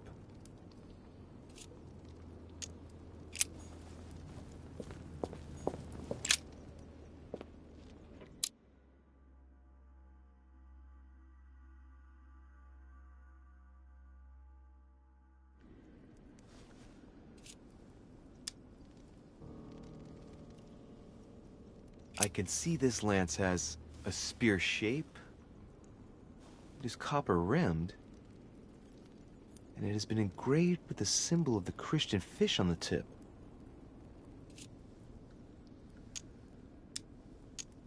I can see this lance has a spear shape. It is copper-rimmed, and it has been engraved with the symbol of the Christian fish on the tip.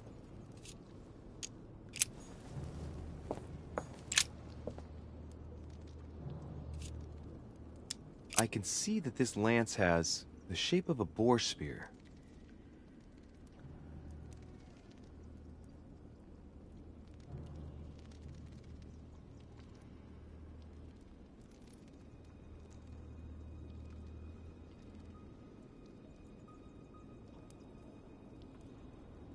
The blade is partially coated in copper, and I can just make out the symbol of the Eye of Ra engraved on the tip.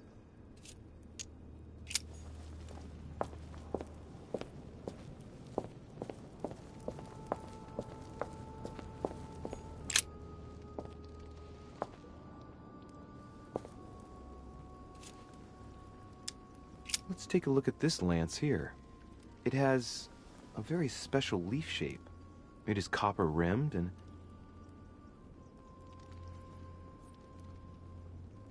I can see a fish symbol engraved on the tip.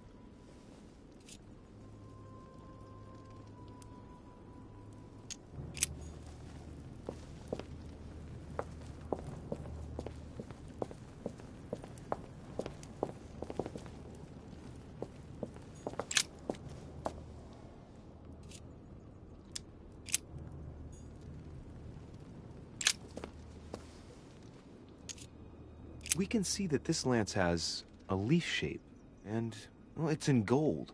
I can see that a crucifix is engraved on the tip, just barely visible.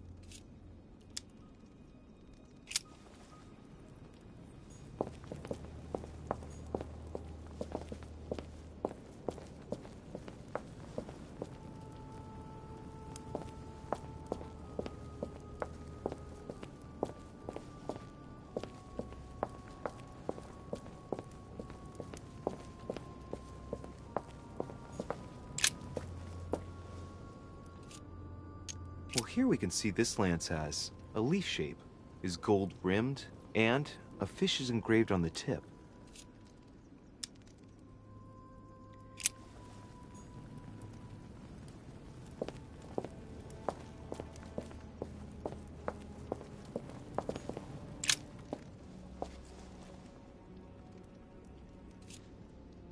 This lance has got a blade in the shape of a spear. Its blade is in iron or steel, I think.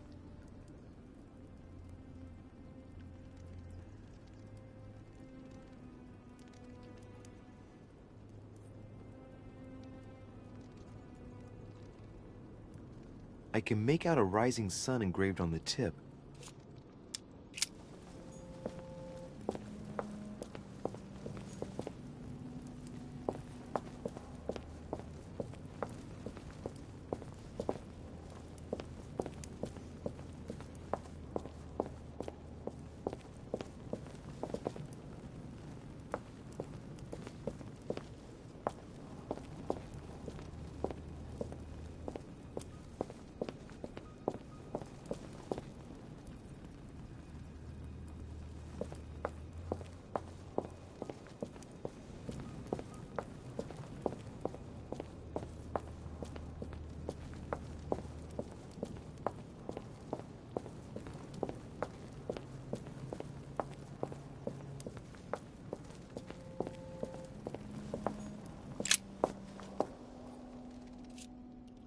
we can see that this lance has a particular spear shape. It is coated in gold.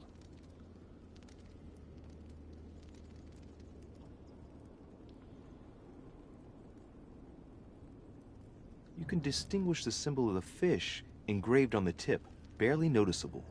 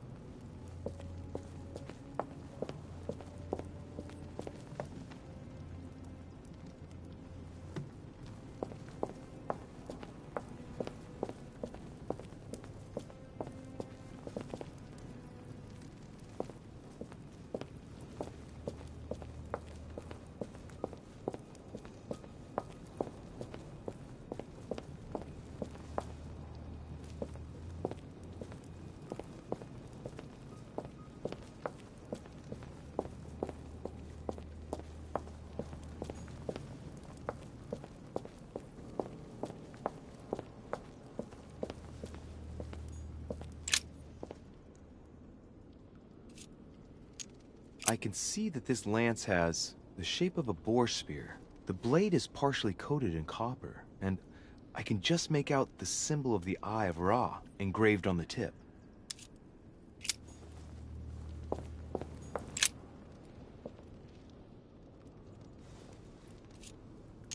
I can see this lance has a spear shape.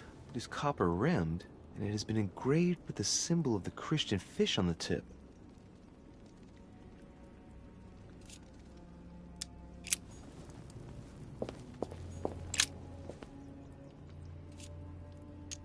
This lance has a leaf shape.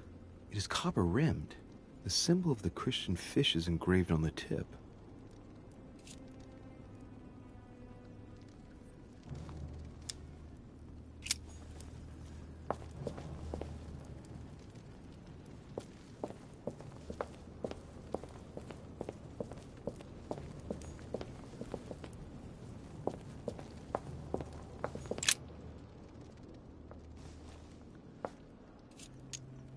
I can see that this lance has a so-called leaf shape.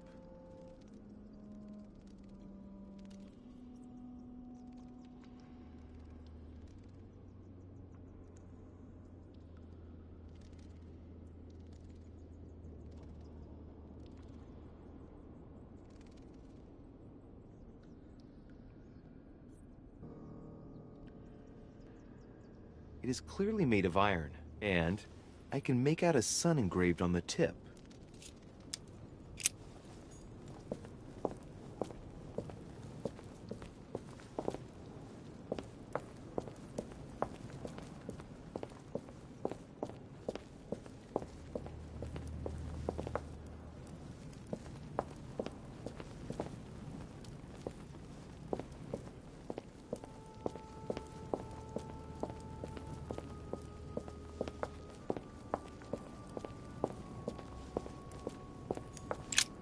The sarcophagus of Lord Mortimer. Let's see what we can find here. It's the only sarcophagus in this crypt which appears to bear the Mortimer family name. What ancestor can it be? There's no inscription. It's the only sarcophagus in this crypt which appears to bear the Mortimer family name. What ancestor can it be? There's no inscription.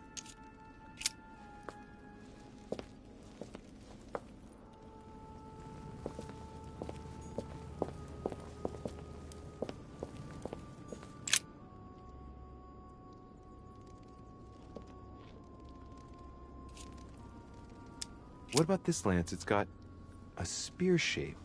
And the blade is partly made of copper. A barely visible crucifix is engraved on the blade.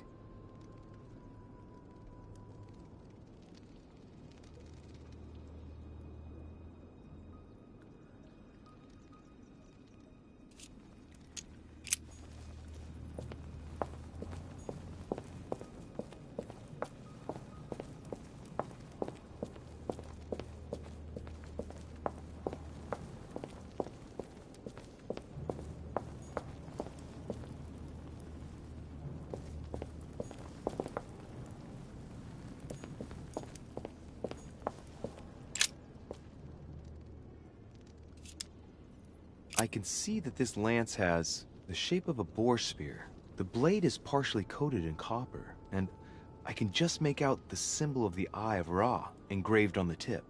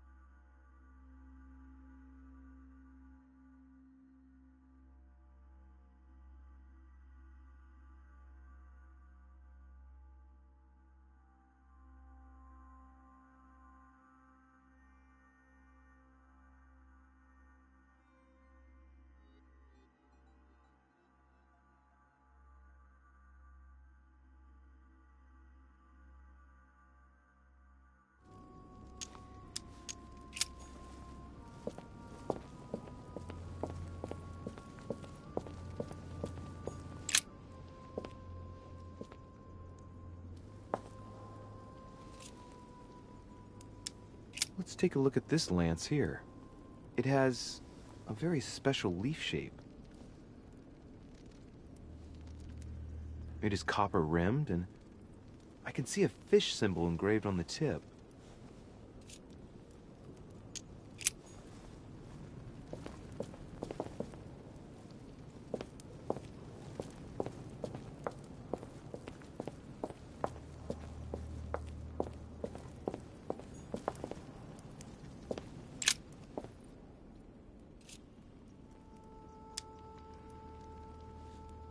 This lance has a leaf shape. It is copper rimmed. The symbol of the Christian fish is engraved on the tip.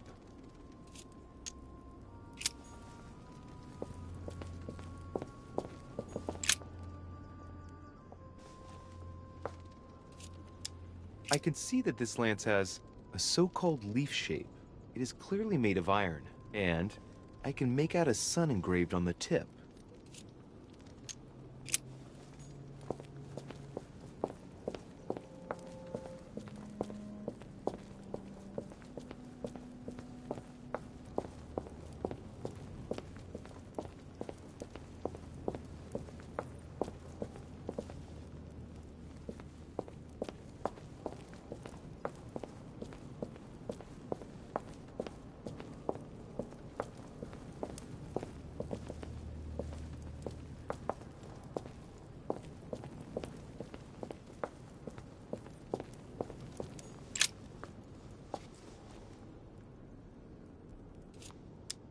This lance has got a blade in the shape of a spear.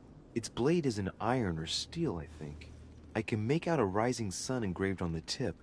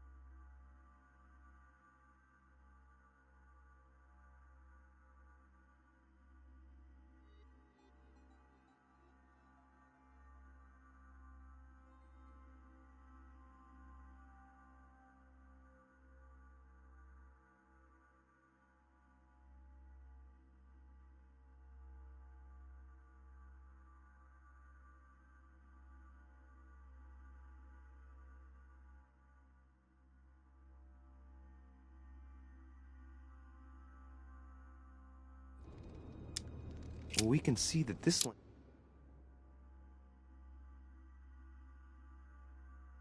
lance has a particular spear shape. It is coated in gold. You can distinguish the symbol of the fish engraved on the tip, barely noticeable.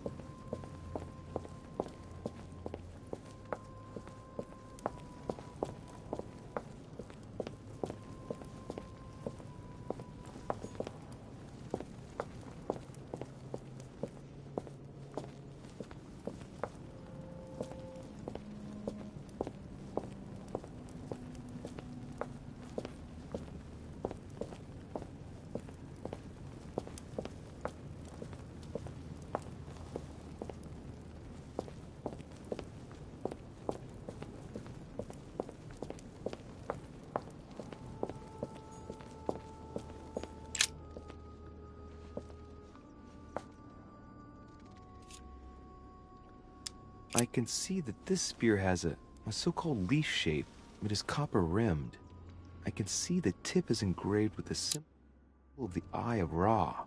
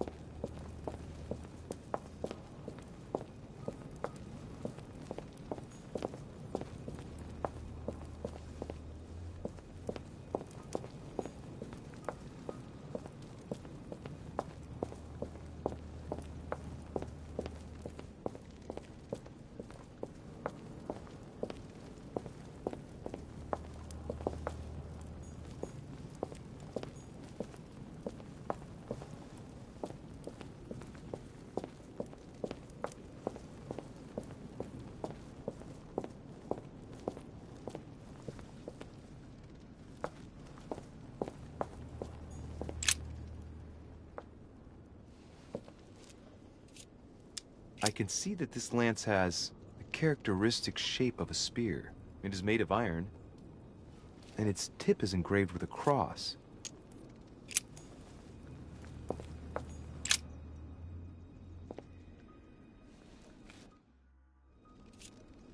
I can see that this lance has a so-called leaf shape. It is made entirely of iron. I can see that the tip is engraved with the symbol of the sun.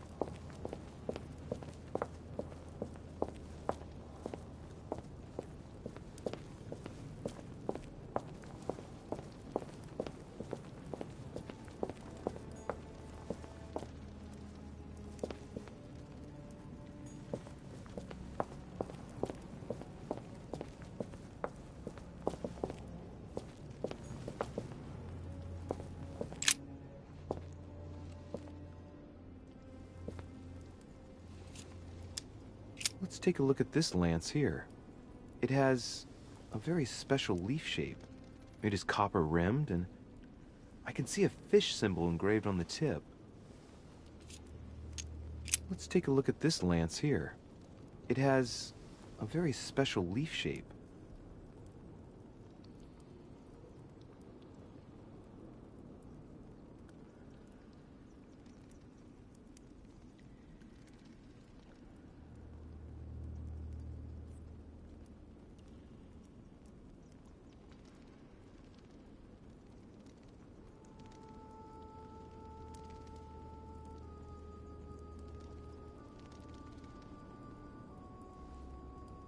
It is copper rimmed, and I can see a fish symbol engraved on the tip.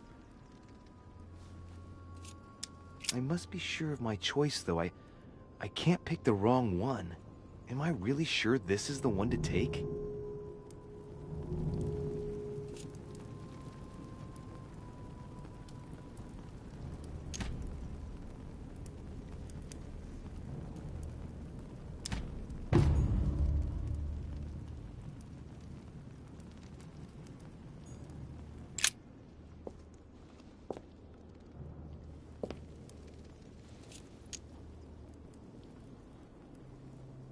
Let's take a look at this lance here. It has a very special leaf shape.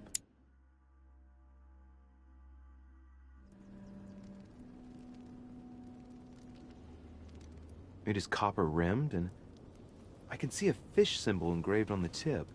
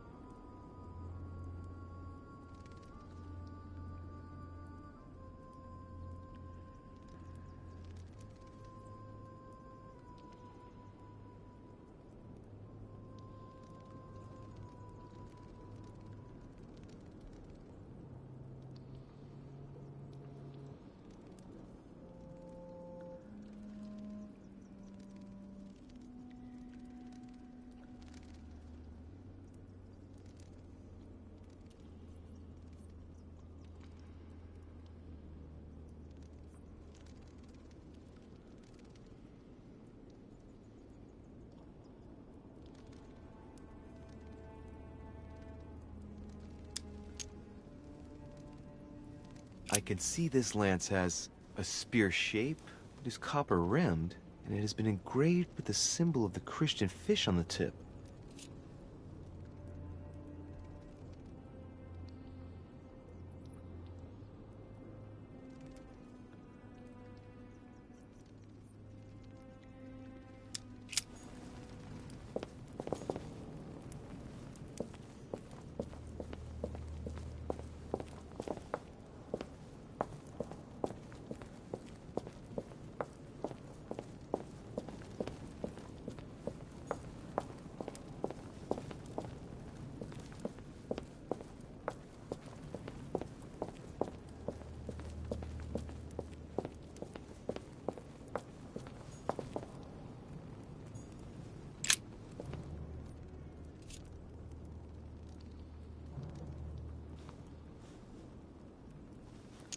This lance has a leaf shape.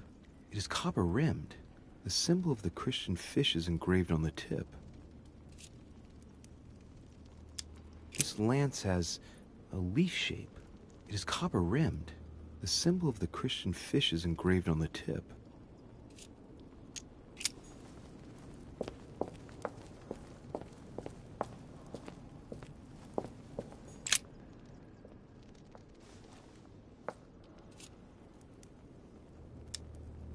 I can see that this lance has a so-called leaf shape.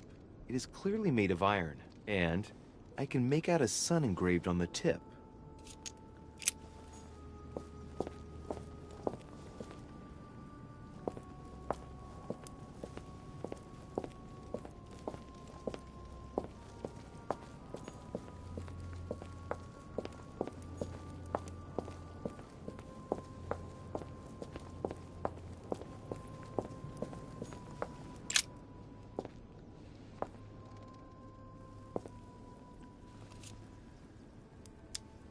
Let's take a look at this lance here. It has a very special leaf shape. It is copper rimmed, and I can see a fish symbol engraved on the tip. I must be sure of my choice, though. I can't pick the wrong one. Am I really sure this is the one to take?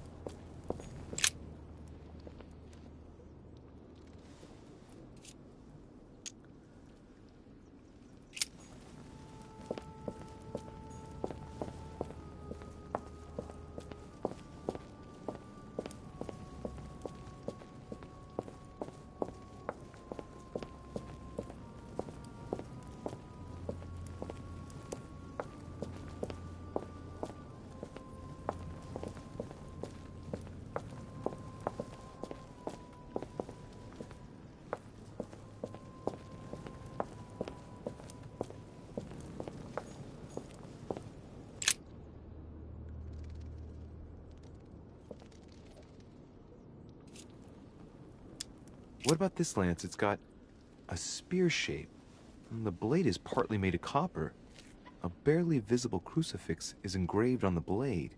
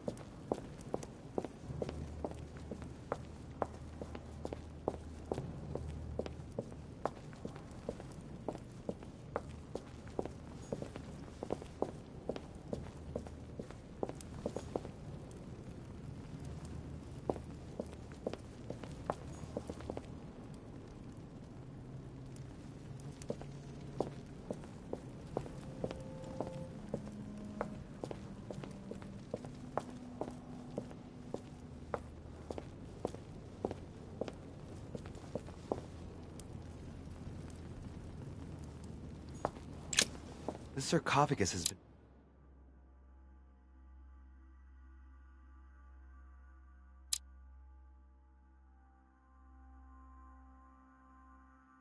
ravaged by time.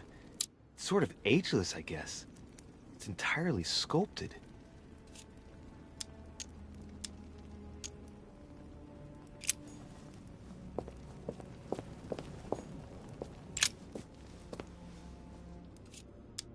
Well, we can see that this lance has a particular spear shape. It is coated in gold. You can distinguish the symbol of the fish engraved on the tip, barely noticeable.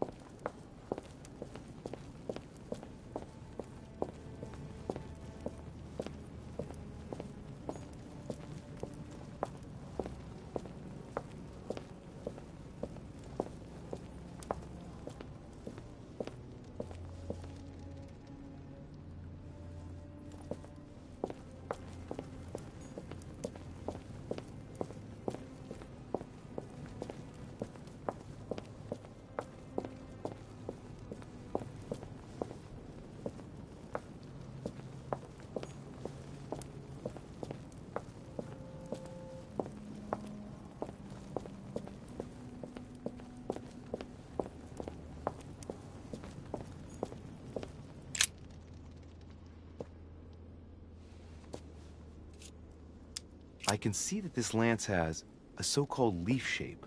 It is made entirely of iron. I can see that the tip is engraved with the symbol of the sun.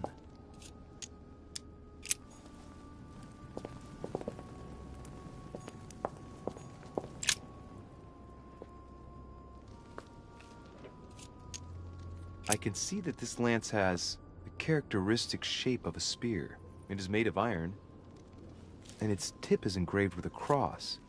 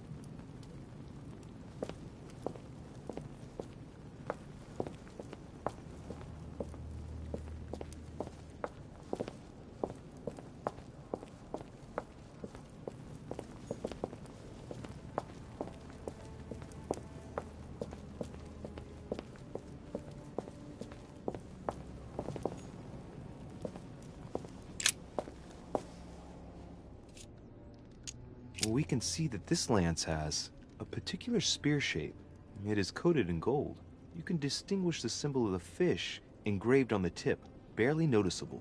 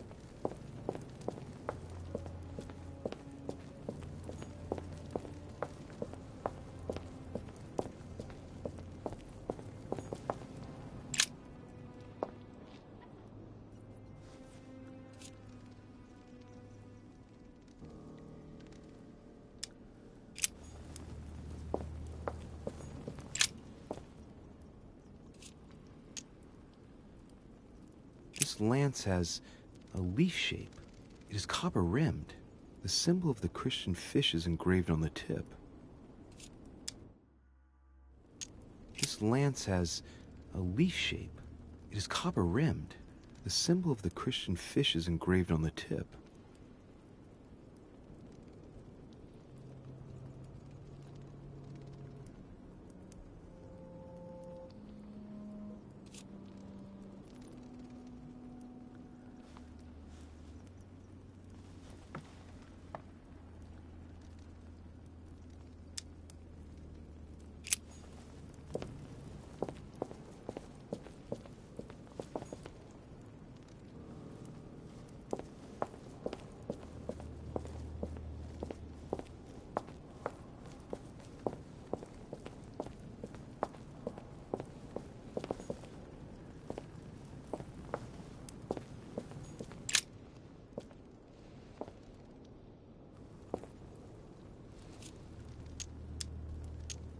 Let's take a look at this lance here.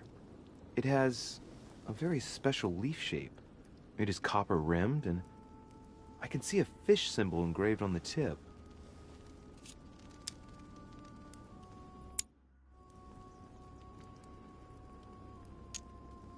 Let's take a look at this lance here.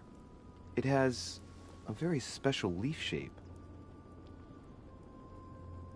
It is copper-rimmed, and I can see a fish symbol engraved on the tip.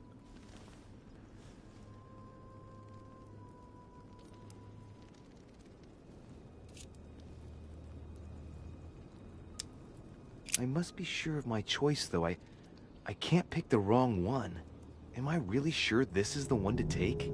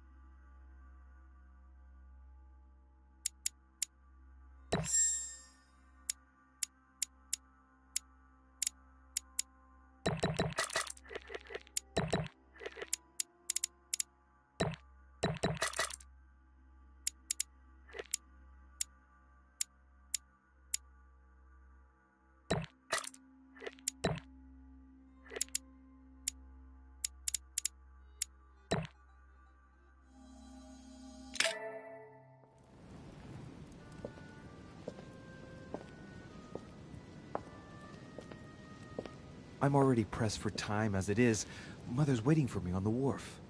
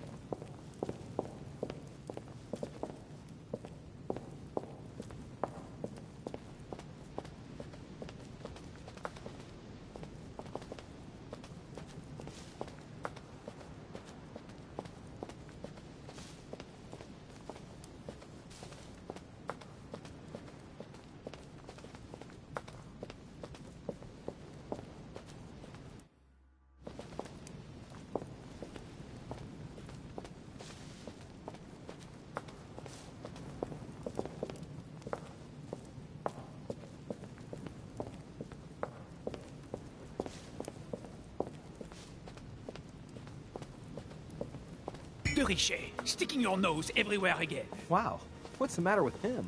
Excuse me, monsieur. I don't follow you. I haven't come all this way just to fail so close to the goal. Why? What are you talking about? I am talking about what you are doing. This conference is going to boost my career. There is no question of me letting you ruin everything. I just surprised Piaget and Volner talking. You are about to rob Mortimer! Give me what you took from him, immediately! Let's keep calm, please. I don't know what you're talking about. I'll have to cut this short, quick. Look, I don't know what you're going on about, and I don't have time for this right now. Don't bank on getting rid of me so easily, de Richet. Where have you been?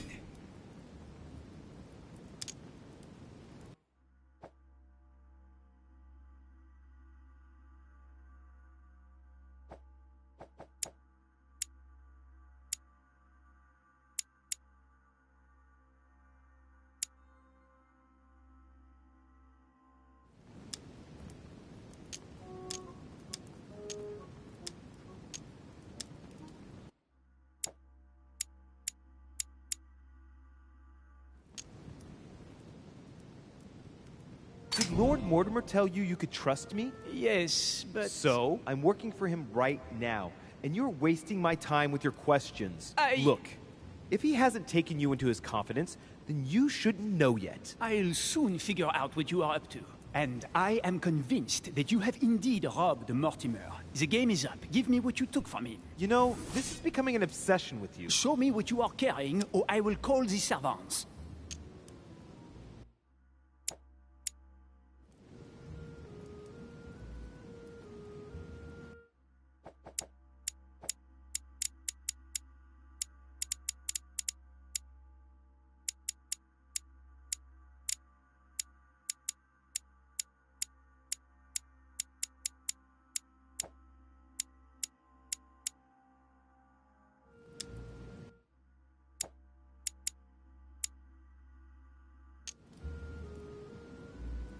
Remind me, who did you hear making those alleged charges against me? His Eminence Piaget and Monsieur von Volner were discussing them when I joined them. And remind me, during the conference, which side were His Eminence and Mr. von Volner on? Sir Gregory. But what has that got to do with it? And did it not occur to you for a single instant that they might have been speaking about me in front of you on purpose? To manipulate you? I trust them to detect novices who are likely to be taken in, yes. Those sons of whores. Ah! So that's how they see me. Be careful to make sure the conference keeps on going ahead smoothly, though. Please. It would grieve me to have to report you to Lord Mortimer. No, of course. I'll make sure those two bastards get what they've got coming. Right. We'll leave it there. I'm glad that things have been cleared up. So, are we finished here? Indeed we are. I shall leave you. That's right. Go play somewhere else. See you later, monsieur. Come on. I have to hurry up and join my mother at the wharf now.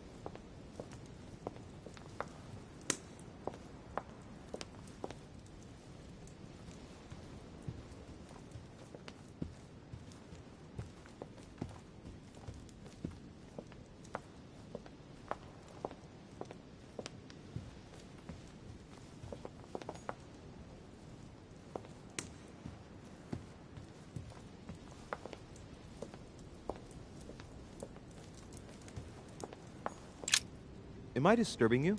Monsieur de Richet, it seems you are everywhere. At least he hasn't noticed my arm. Was Mr. von Wollner able to help you? Help me? Yes. For your armillary sphere. Oh, yes, that. Louis, everything all right? Yes. Excuse me, I was miles away. Oh, while you're here, you wouldn't know who the last guest is, would you? What do you mean? I heard Sir Gregory speaking about it. A certain Al-Asif something or other. Who? What? Obviously not.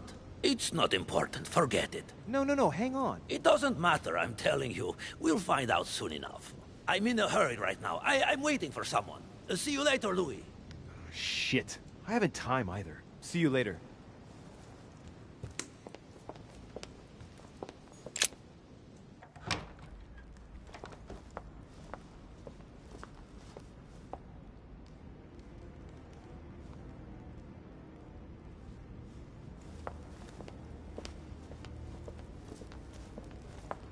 Ah, Louis. Perfect.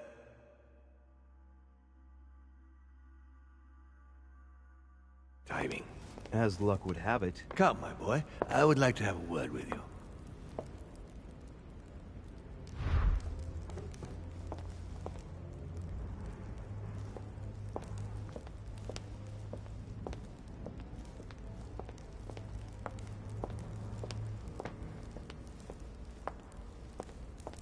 Come closer, please. It's time we had a little chat. I wanted you... Oh no, your hand! Damn it, no! So that's it. She is prepared to use you. What do you mean? It wasn't enough for her to lose her hand. She had to make you lose yours too. I cannot permit this to continue. Louis, it's time you found out the truth. I've been observing you since you arrived. I see you running all over the grounds in the search of Sarah.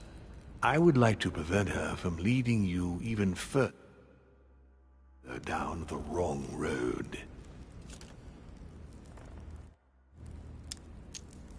The wrong road? Louis, Sarah has made her own choices of her own free will, and I would like for you to have the same chance. You see, Sarah and I have known each other for a very long time, Louis. I am aware of her theory. About me, about Gregory, about the demons.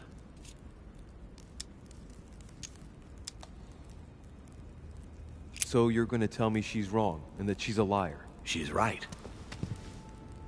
Look at me.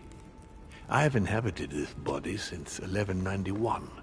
For the last 602 years, I have been this dear William Mortimer.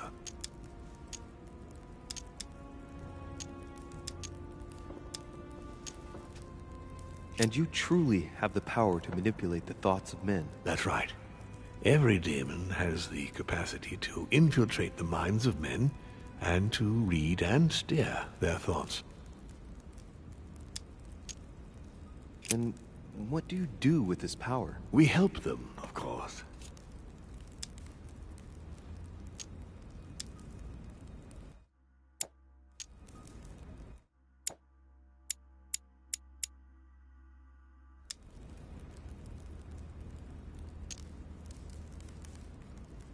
Of course you do.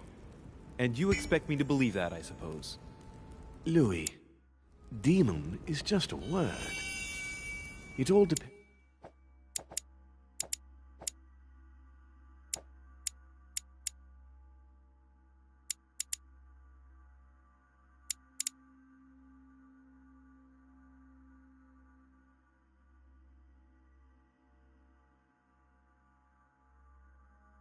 On what exists beneath the surface.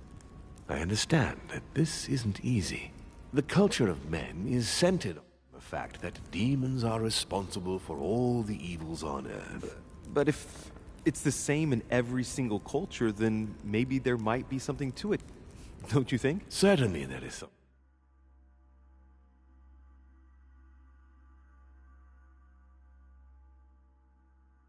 to it. Control. Man has spent his existence wishing to believe in the supernatural and imposing his belief on others. What could be more convenient for manipulating the masses? A perfect, inaccessible being and a plethora of demons in every one. The perfect idea to relieve men of all responsibility while still finding them guilty. Can you tell me more about your capacities, your supernatural powers? Supernatural? From my point of view, they are perfectly natural. Well, Louis, just because the monkey does not fly doesn't mean that we should consider the bird a supernatural creature. We are all part of a grand design. We are simply made like this. By developing our art, we are able to read thoughts as well as write in the minds of men. It is possible for us to make them bow to our desire, but it doesn't work without leaving some scars.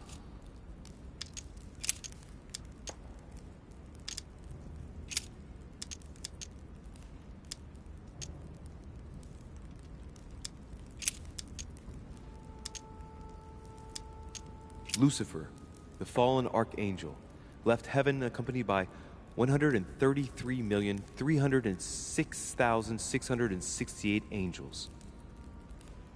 Is it true that there are that many of you? No, I assure you, Louis. Forget your Bible class. It's ridiculous. We are not angels. We don't have wings. There is certainly nowhere near 1,000,000 of us. And for that matter, no sacred human text represents us correctly. There are several families, and the family to which I belong has 8 siblings, including Gregory and myself. Sir Gregory is your brother? Yes, what can I say? You...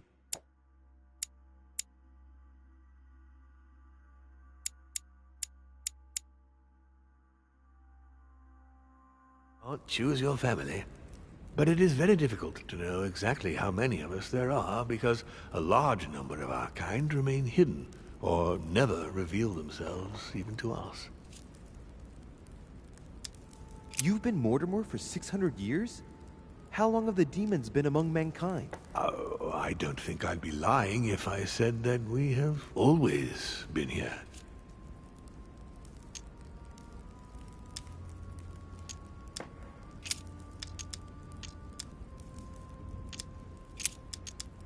But why me? Why do I tell you about the greatest secret ever revealed to man? That's right. I'm coming to that. Don't worry.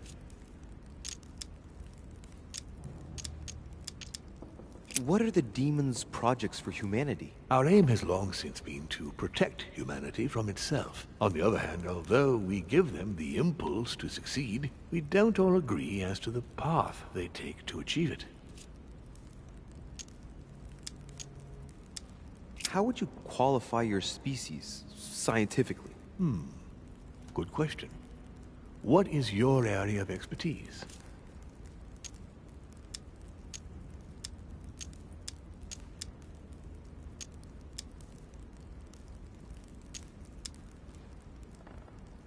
My lord, to tell you the truth, I don't see myself as a scientist. Well, consider us as a simple species still unknown to most of men. Thus we are born. We have the capacity to change bodies, that is all. Why should I trust you? I'm not asking you to, Louis. If you are still in doubt about the demons, I can assure you that won't last long. What has my mother got to do with all this? She embarked on a crusade many years ago to kill all the demons. That must have upset you. I imagine you retaliated. No. I'm afraid she never forgave me. Forgave what? We met when she was still just a young woman. I appeared to her in a different form because I didn't want to reveal the identity of Lord Mortimer at that time. She was looking for someone interested in the occult to decipher an ancient book. We spent many years together, until I revealed my true nature to her. What happened next? She felt betrayed and manipulated, tricked. We had an argument. She rejected me, and then she simply disappeared. Just after that, she joined the Order and began to relentlessly hunt us down.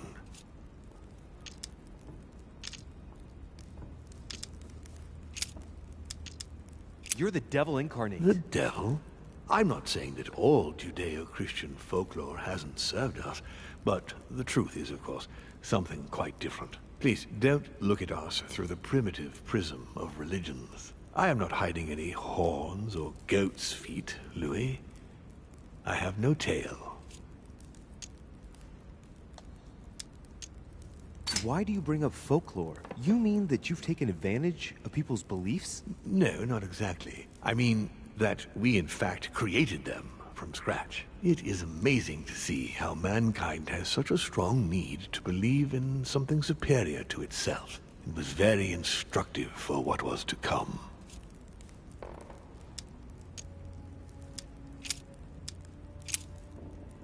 Continue. Louis, it's time you opened your eyes.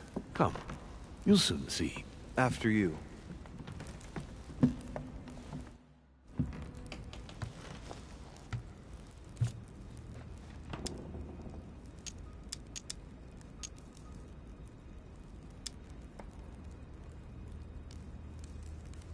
So,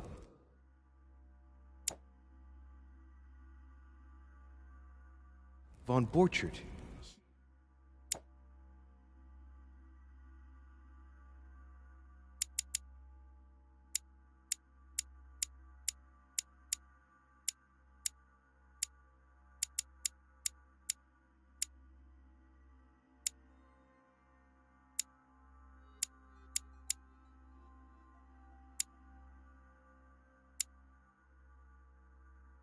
Was looking for the Al-Azif for you.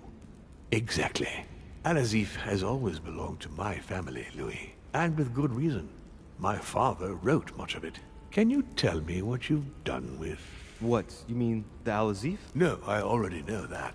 Sarah came here with it and got rid of it. I was thinking of Von Borchert. He isn't essential, but he is a trusted person. He's a prisoner at our headquarters in Paris. All right. If you could manipulate us mentally, what's the point of all the theatrics of the conference? You must suspect that we asked ourselves that very same question. For many centuries, we didn't organize any conferences, and most of the time, it ended in civil war between demons. Many of us were killed during the period. The idea of organizing conferences was the answer to everything. The interest being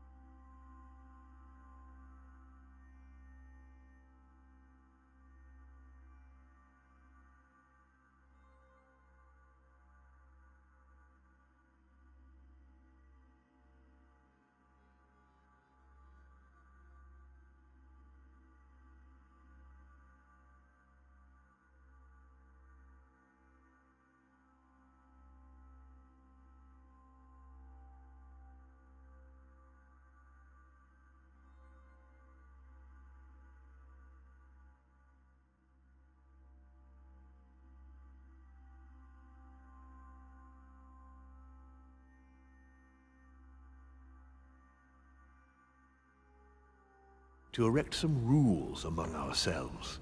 Our family first divided up all the principal countries of the world. Now, whenever one of us wanted to propose a major change between these countries, they summon the demon in question and initiate a conference. The demon that initiates the proposition doesn't have to give notification of the subject of the conference.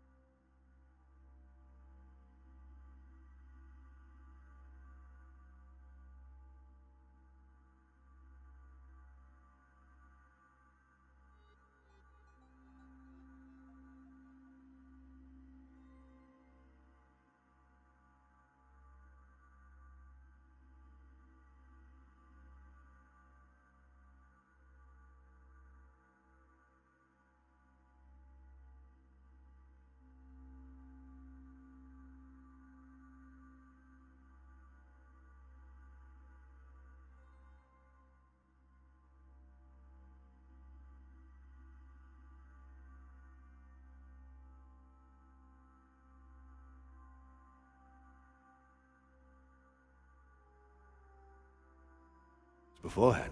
Consequently, we participate along with our best assets. Once the humans are brought together, the conference begins, but we are forbidden to use our talents to influence the participants. The first meeting is held in order to expose the subject to all the participants, followed by several days of reflection,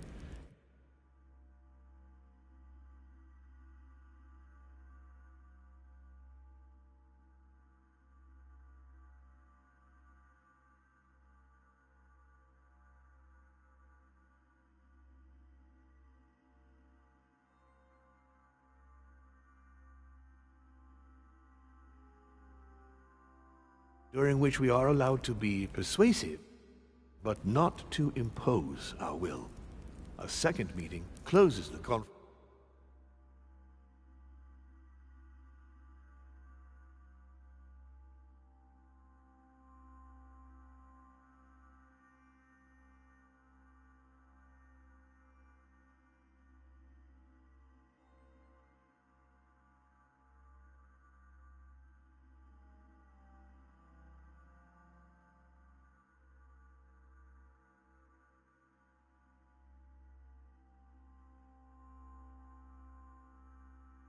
With a final vote. So, for you it's a game, isn't it? I understand your remark, but after living several centuries, How do you agree on you stand global back policy? and locally we often have competing interests, and sometimes we start wars between men which are linked to our disagreements. Most of the time our father steps in and gives directives, which my family follow to the letter. Indeed, in my opinion, it is high time we moved on. What do you mean? I mean that a new era must begin. The old monarchic regimes are outdated, and it's time to evolve. Did what happened to Elizabeth Adams have anything to do with you? Unfortunately, the poor girl became an issue between us, in spite of herself. A family of demons is still a family, and as in all families, there are disputes. Elizabeth's family, the Adams, has always been under the patriarchal control of my father. As he and myself are not really on very good terms, sending poor Elizabeth here was terribly rude of him, really. You did accept, though. No, I would say rather I was presented with a fait accompli by Gregory and went along with the intention of helping her. But this is my castle, and everyone is the master of their own home.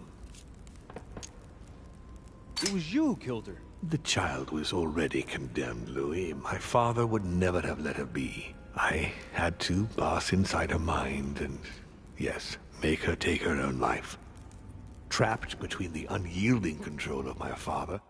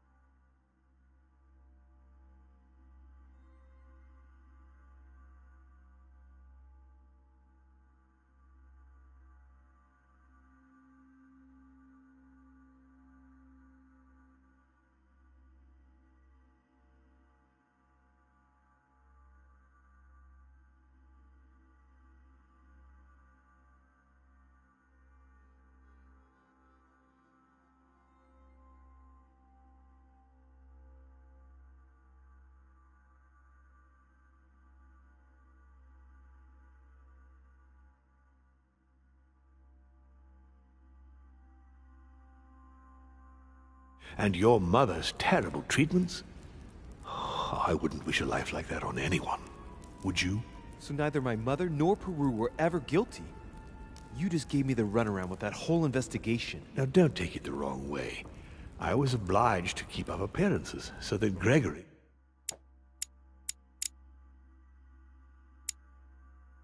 wouldn't suspect me. And it enabled me to size you up, Louis. I hope I've answered all your questions, Louis. Come, I've something to show you. There is one question that remains to be answered. Why me? Why tell me all of this? Oh, haven't you guessed yet?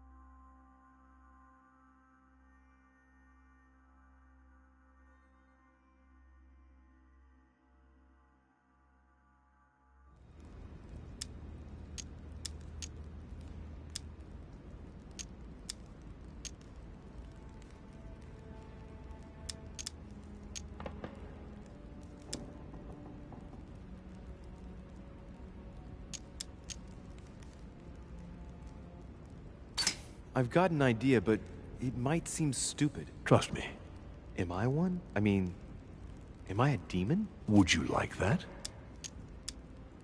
I must admit that the idea is appealing. Look, we are of the gods, Louis. Always have been. You, as much as me, you are one of us, Louis.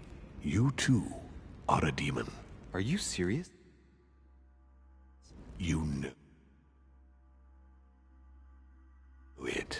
Deep down inside, you know I am telling you the truth.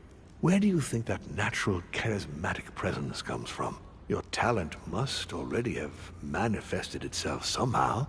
Have you ever had any visions? No. Stop it. It's absurd. Have you never found yourself suddenly inside someone else's body, without knowing why? No. Whilst asleep, maybe? That's how it often happens the first time. Your spirit wanders unconsciously. My mother can't have lied to me about that. It's true. Your real mother would never have lied to you. What do you mean? Louis, I would rather you found this out from her own lips, but it's important that you know. Sarah is not your mother. What? I'm sorry you had to find out this way, Louis.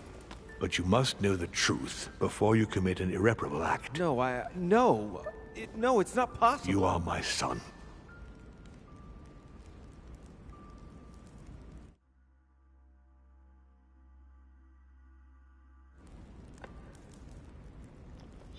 That was a fucking plot twist. Not too shaken up. You've experienced many significant events since your arrival.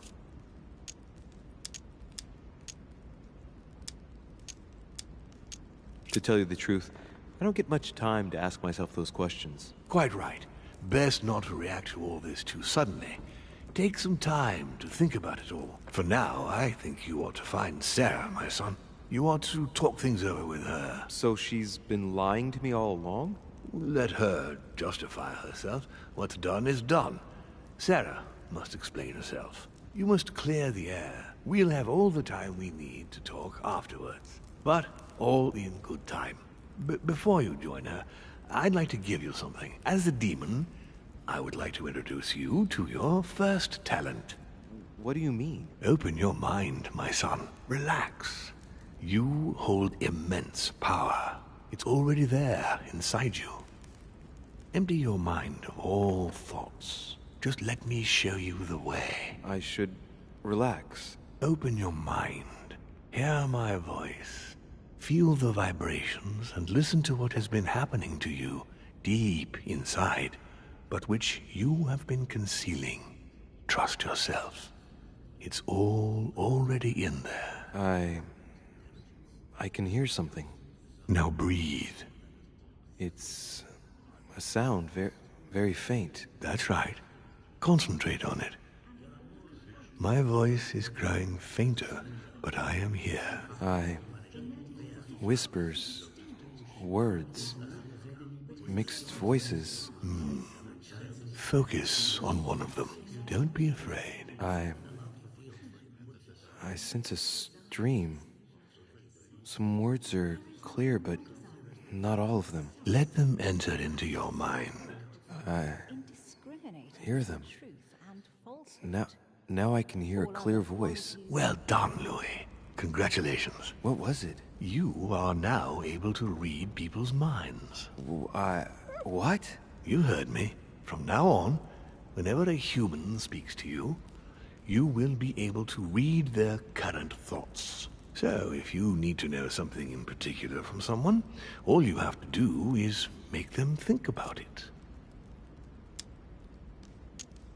But I'd be violating their minds, wouldn't I? No, nothing of the sort. You won't really be penetrating their psyches. Let's just say you'll be picking up residual signals emitted by their thoughts. It isn't intrusive at all, rest assured. There are also a few rules you need to know that govern this talent when used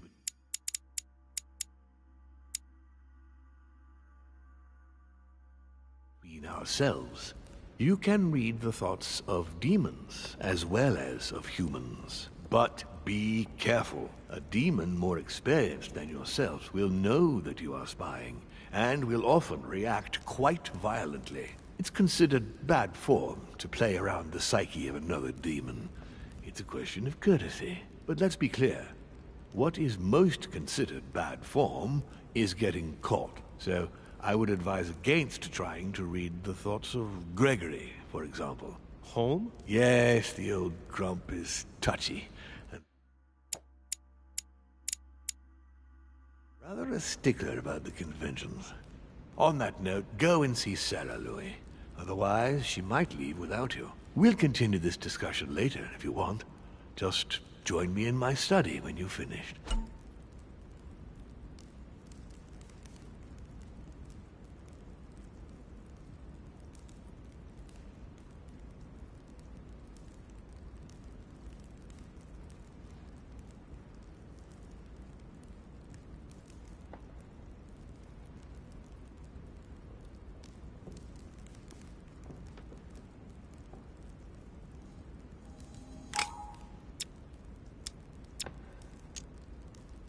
You're right. I need to go now. See you later, Father. One more thing. If you want to know the truth about your birth, ask her about Paris, 1763, at 12 Rue des Martyrs. That's where she disemboweled your mother to steal you from me.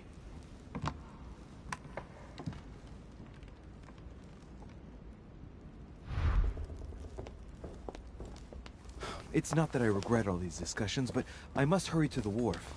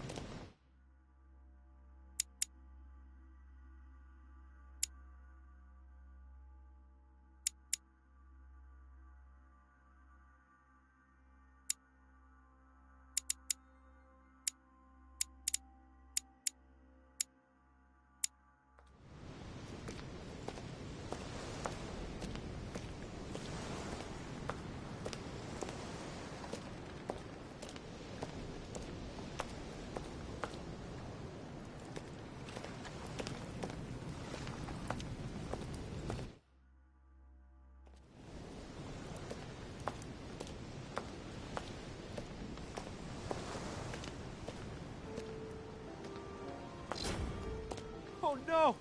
No, Mother!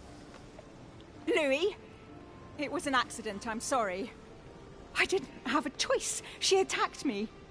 I didn't want to hurt her.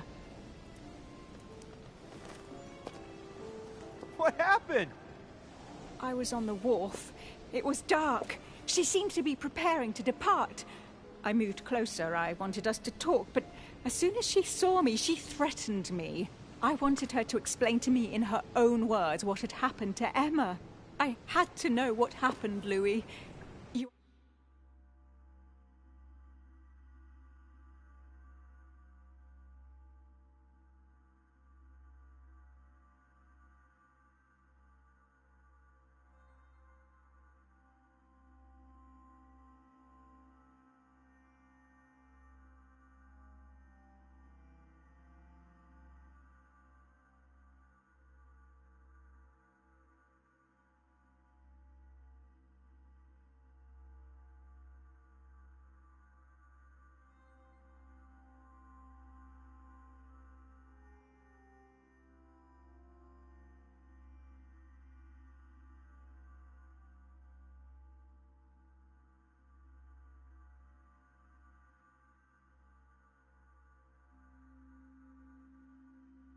Understand that, don't you? Did she say anything before she died? I didn't understand everything. She was in a blind rage. She pointed her pistol at me. She spoke to me as if I were you and called me Louis. She said you look so much like her, and that she was so proud to have a son like you. Did my mother say how proud she was to have me for a son? That's right.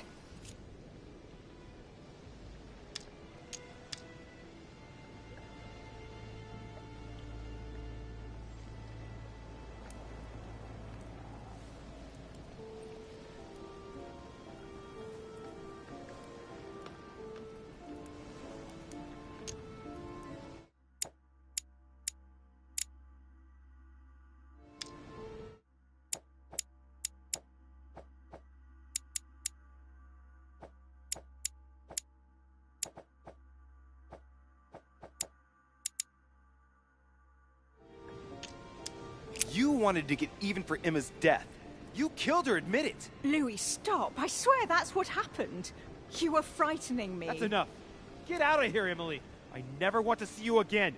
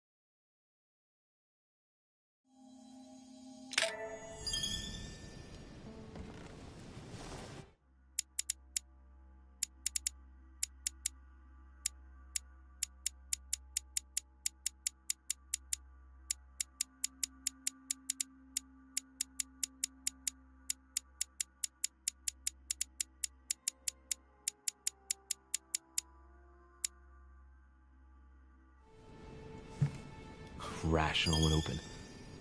I spent my whole life swimming in lies. Emily, what a waste. I feel like I know nothing. That I have to learn everything all over again. I'm a demon. I age more slowly. I can mentally manipulate people.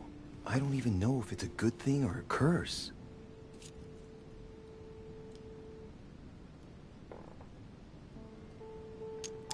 No, this is an advantage. I could get used to this pretty quickly, I think. Damn it, what a mess. Come on, man up, Louis.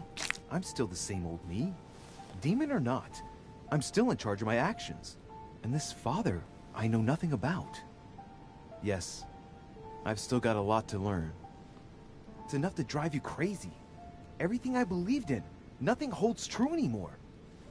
Pull yourself together, man. I need to find some answers.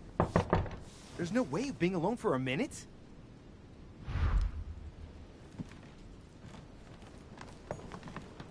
Inferno by Dante.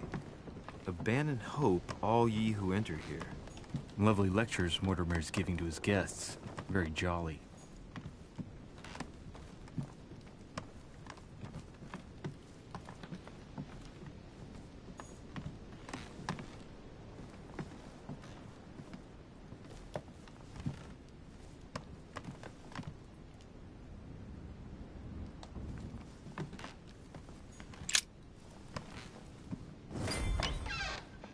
Sir Gregory? Good day, Louis. I think it would be good to talk. How are you feeling? I don't know. I understand. I heard that William spoke to you at last about our nature and our family. It's a good thing, but you must be a bit shaken up. That's the least you can say. I bid you welcome among us, Louis. Knowing William, he probably didn't go into any detail about our family, so if you have any questions, don't hesitate to ask.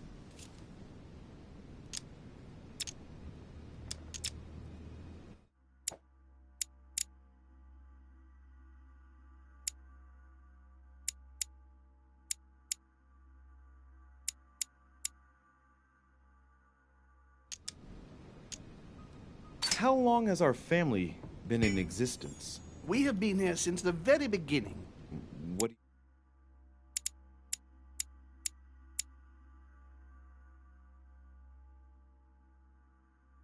you mean, exactly? Are you trying to get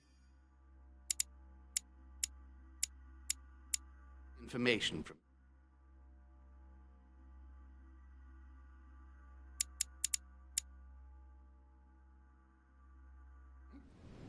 No, not at all. I was just wondering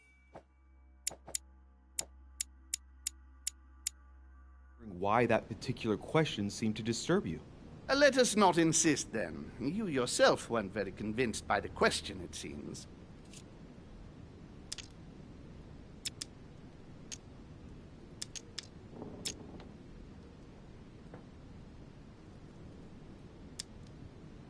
Is there a head of the family? You'll see. You'll meet them all, of course, when you are ready. They created us and set out the rules, especially our father. As for our mother, she retired from the political stage. We don't see her much anymore. I think that all these questions simply bore her. How many of us are there in the family? We are 8 brothers and sisters. Well, tell me then, are there any other families like ours? There are officially 7, but we're the oldest and therefore the most powerful.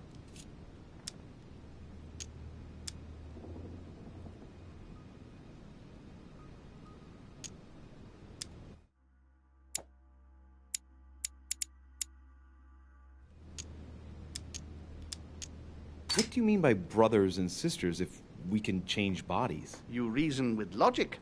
We have retained the human habit. When we first come into this world, we retain a certain attachment to our first envelope. If we are born as a man, we are brothers. If we are born as a woman, we are sisters. But I must admit, it has absolutely no real importance. They're just bodies.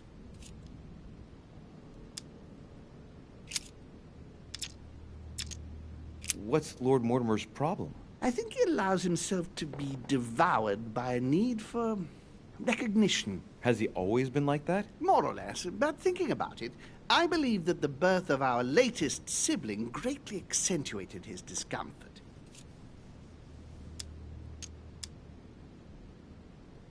Do you think he's jealous? I didn't realize you were so good at behavioral analysis. Indeed, William certainly is prone to jealousy. Finding one's place, notably in the eyes of our father, is not easy, and we each do what we can to succeed. But I can't just justify this perpetual rebellion against our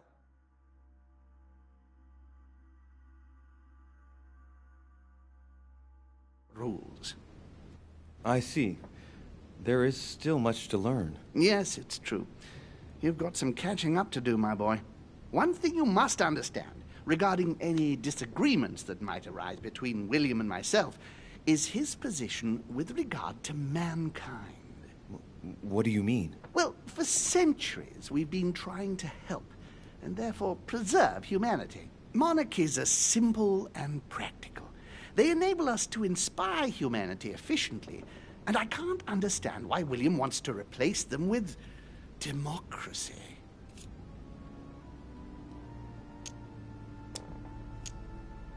Well, if our goal is to direct the future of humanity, it'd work out easier through a monarchic system rather than a democracy. I see you're a quick learner. From now on, you know the fence that separates William from the rest of the family. If only he would stop steering the destinies of certain countries like France or the United States of America in such a dangerous direction. It has taken centuries for our family to establish relative peace between demons. Thanks to this policy, we have been able to decide everything by confining the other families to subordinate roles. And now William is obsessed with disrupting everything. Peace between demons? What do you mean? I'm not talking about conflicts within our family. If that was all there was, everything would be fine. But several other families, younger but nonetheless powerful, are trying to upset the balance. At present, we dominate most of the major countries around the globe. But some families are pushing, via less influential countries, to gain ground. Do you understand? As best I can, yes. When the time comes, you must take up a position on the political chessboard. I only hope your father doesn't take you down with him.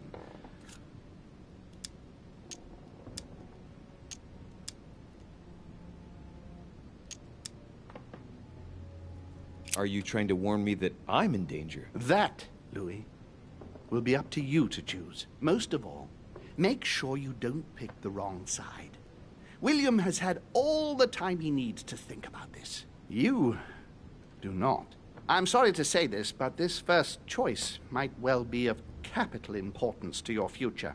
I want you to make an informed choice. Now go and see your father, see what he has to say, and then think it over very carefully. That's exactly what I intended to do.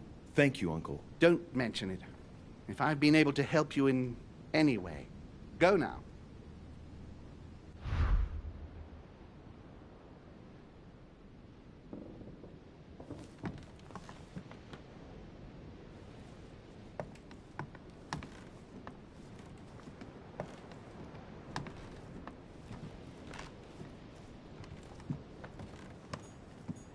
Monseigneur, His Eminence Cardinal Piaggi.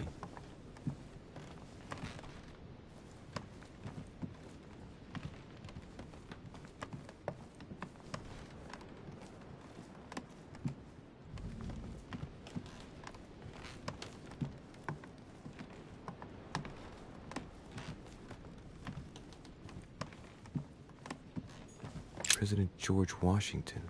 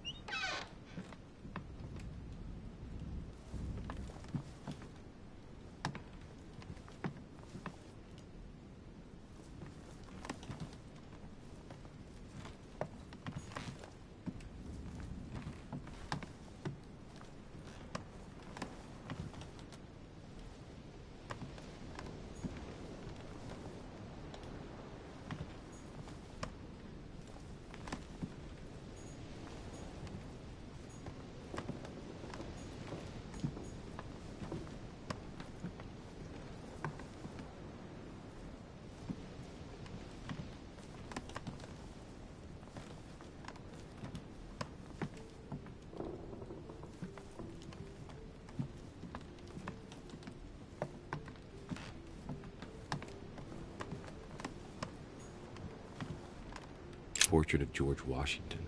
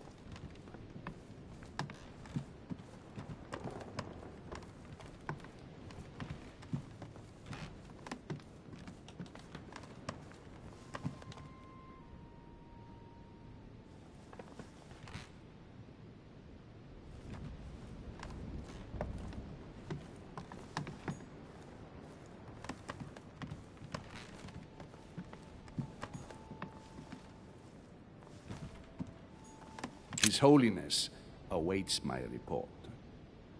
I haven't the time. His Holiness awaits my report.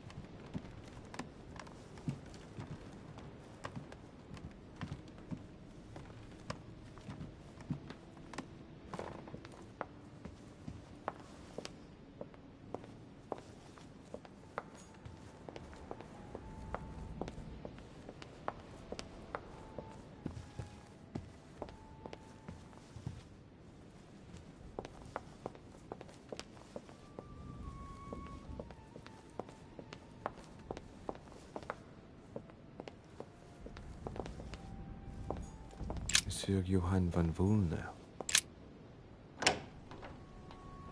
Why is his study in such a mess? Looks like Volner's planning something.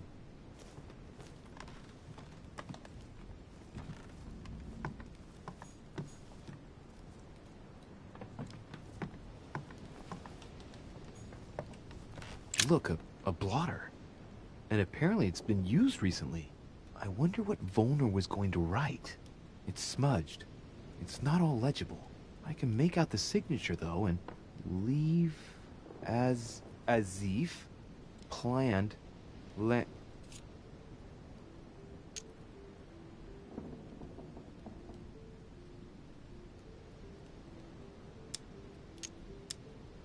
It's illegible. Let's see if I can find a solution in Volner's things here. Given his interest in alchemy, I wouldn't be surprised if I found something that revealed what's written somewhere in his room.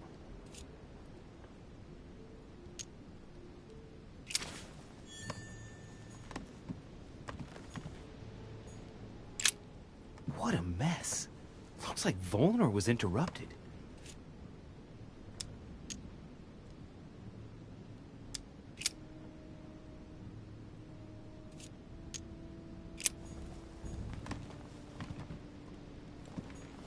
Table of alchemical symbols. Someone circled the zinc symbol. Golden elixir.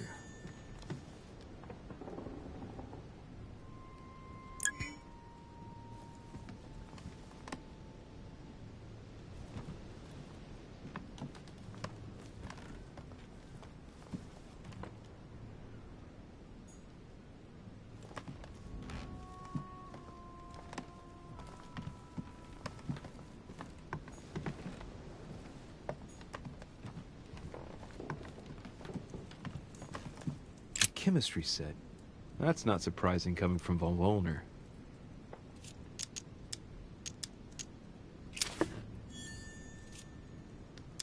I should find something to help reveal the traces of ink on the blotter.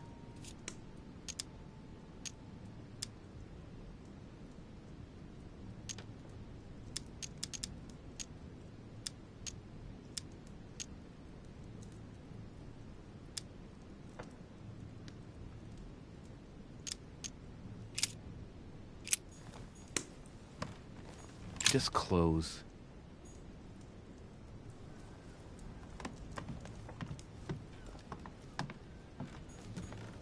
Let's see.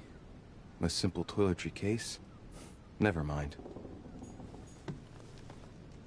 The alchemist is an old man.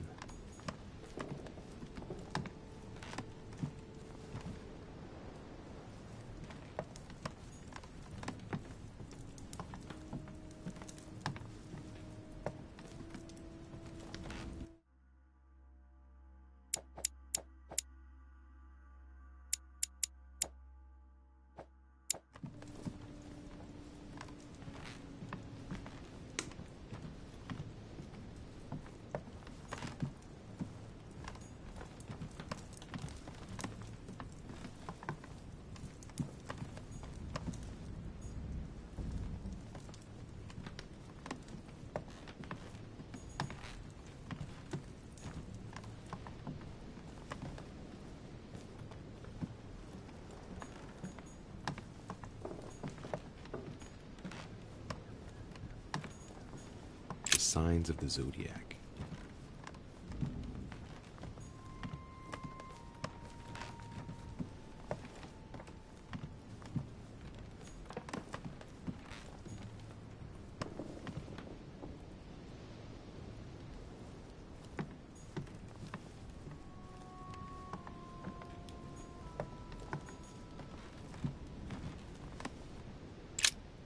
What a mess. Looks like Wollner was interrupted.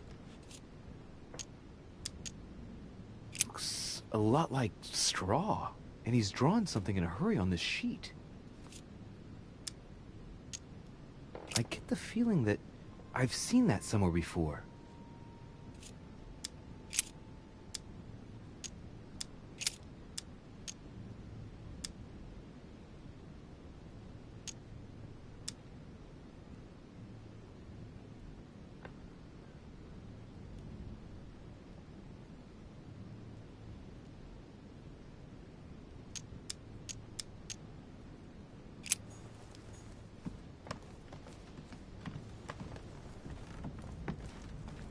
Chemistry set.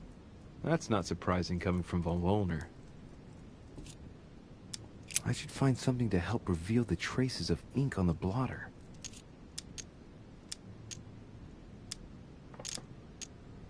Think, Louis. I know for sure that lime water neutralizes chemical actions, but doesn't work on ink. I must find something else. That sounds vaguely familiar. I can always give it a shot. Yes, it worked. Now I can see it.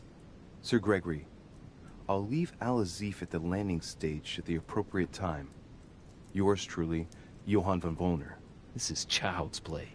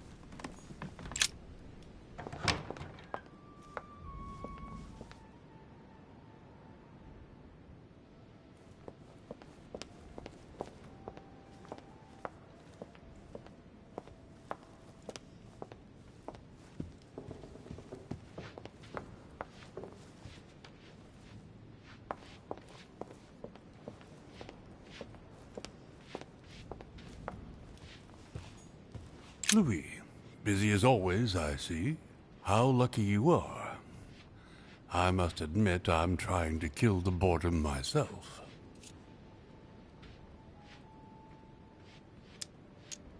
I get the impression we're all in the same boat. And here I was thinking you might have some juicy gossip. Well, Mr. Godoy heard that we are expecting a last-minute guest. Pardon? Yes, a certain Al-Azif. Strange. Doesn't ring a bell. Well, I might as well not hang out here any longer, if he has nothing to say. Me neither. He must have misunderstood. The conference has started. Godoy is a little too used to court intrigue, if you ask me. I agree with you. Well, nevertheless, I hope I have distracted you a little. Yes, thank you, Louis. I don't need much. And don't hesitate if you ever do have any news. I won't, Mr. President.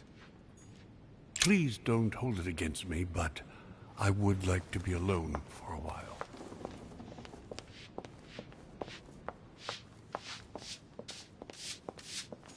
Pardon me, monsieur, but I have work to do.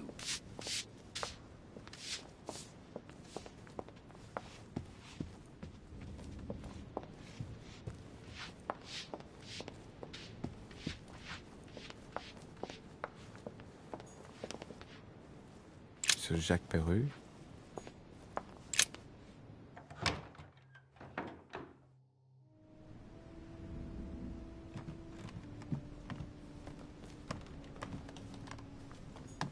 Dear Monsieur Perru, I'm writing... All right. I've retrieved everything.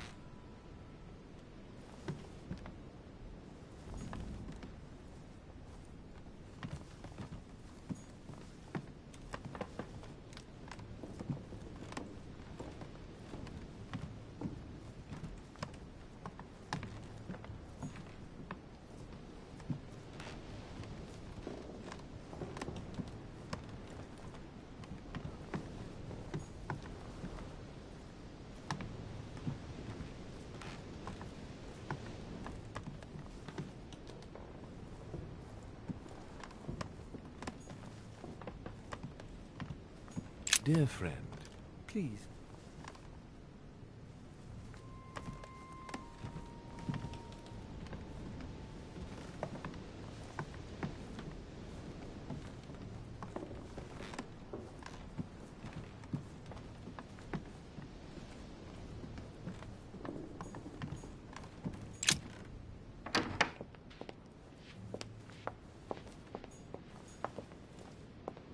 Monsieur Napoleon Bonaparte.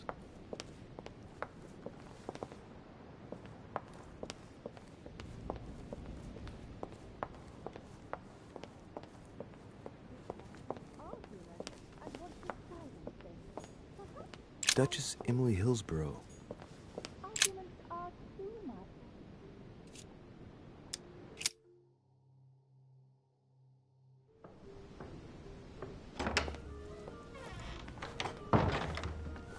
We have to talk. I was just wondering.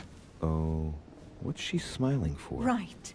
I shall begin. It's going to be an awful lot for you to take in on just one day, but I must tell you that I'm a demon too. Excuse me? I know that you are too. Gregory told me everything during my convalescence. And that isn't all. I'm also Mortimer's daughter.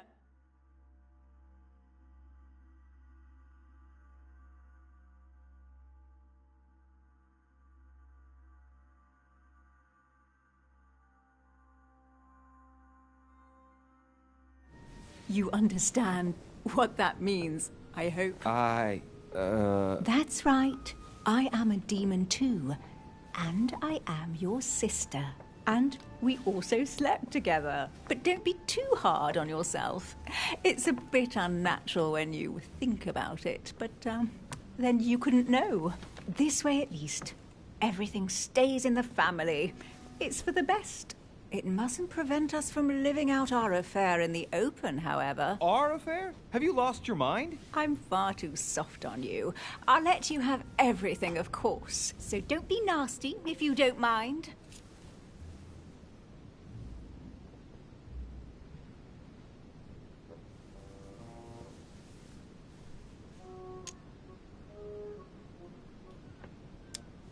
she's not all there. It's plain to see. Yes, true, it's been a long day. Yes. You ought to get some rest. You can sleep there. You know that, right? Although, thinking about it, best remain discreet for the time being. We shall go see Father later and tell him everything. Of course, he'll be disappointed because he bet it would be Emily, I think. Whoa. She is completely mad. But I think he will be proud of me when all is said and done. She's talking to herself. She can't even see me. He loves me. Oh, he loves me not. Yes, we'll have to tell Father all about this. But I don't want to live on this island. It's too cold. There's no point in insisting anymore. I'm going, Emma. Yes, I'll see you later. La la la Louie. La la la.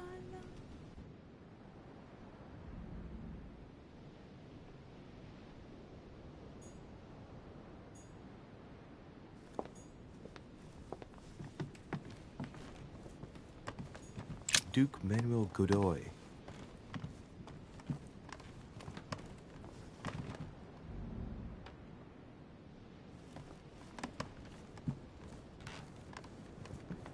Huh, that's me.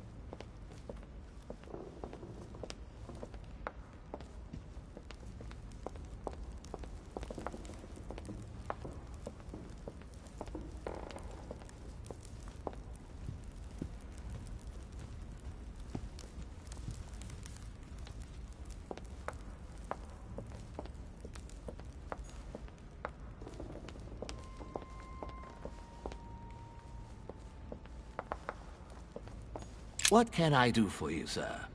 I am at your service day and night, sir.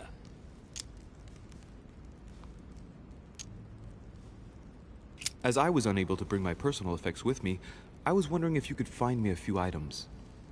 Of course, sir. What would you require?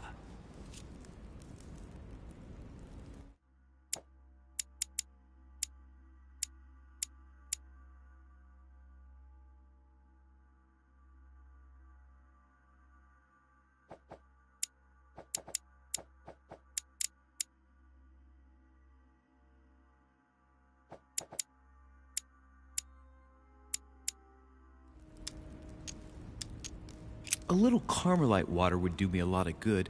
Could you find me some, please?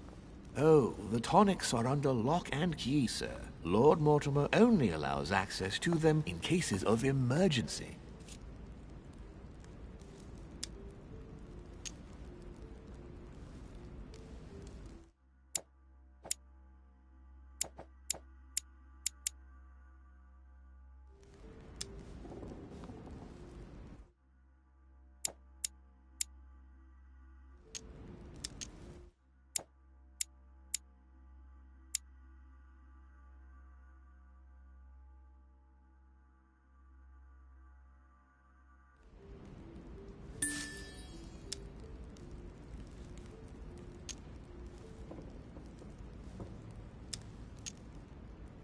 What?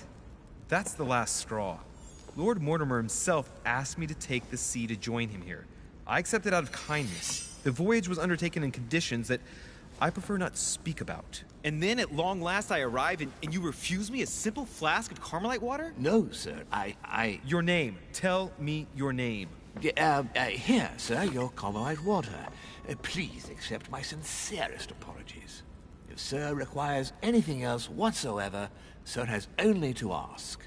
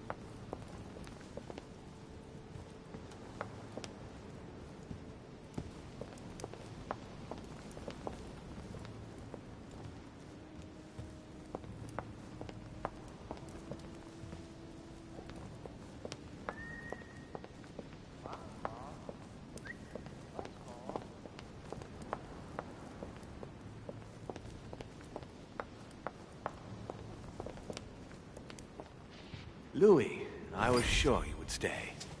I'm proud of you. You've made the right choice. You must have been disappointed not to have been able to speak to Sarah one last time. I would have liked her to tell you herself. Well, I guess I'll never know now. True. Even so, there is one more thing I haven't told you about her. Sarah was my daughter. What? But why didn't you tell me the truth about her? I thought that might be too many truths to absorb at one time. I intended to tell you afterwards. You were in a hurry, so I made a decision.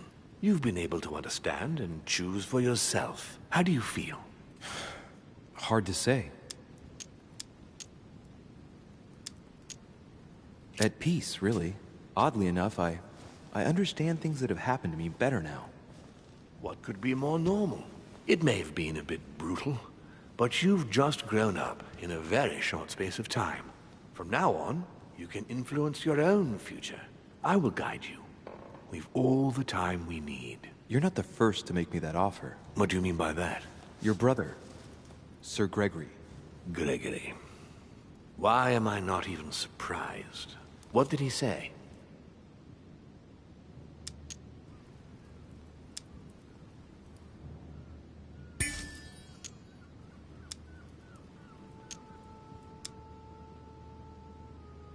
I think he's worried about you. Worried? Marvelous. That's just like him. You know, in a family like ours, we all have a role to play. And his is to worry about everyone else. Let me reassure you, there's no reason for him to worry about me.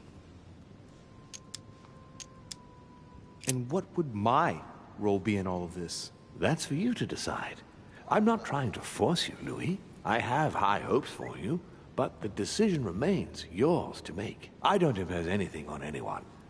I'm just following my own path. But where does it lead? I suppose I should explain. For centuries now, demons have emerged in and around great leaders all over the world. But like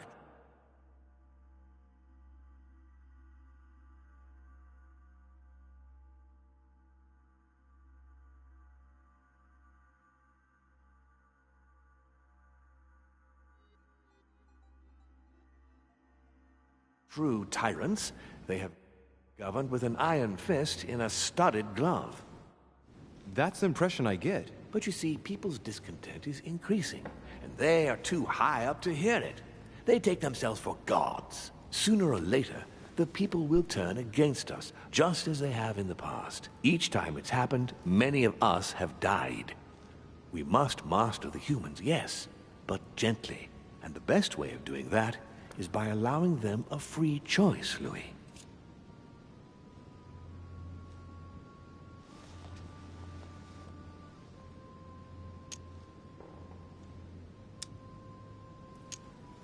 You really are trying to liberate men? Of course not entirely, no. It is easier to keep control over people who slumber than people who are oppressed. A man with nothing to lose is a dangerous man. Whereas, if you give him a roof, food, and entertainment, he will do whatever you want. The best way of getting them to achieve something is to make them think it was their idea. For that, they have to feel as if they are free. Hang on.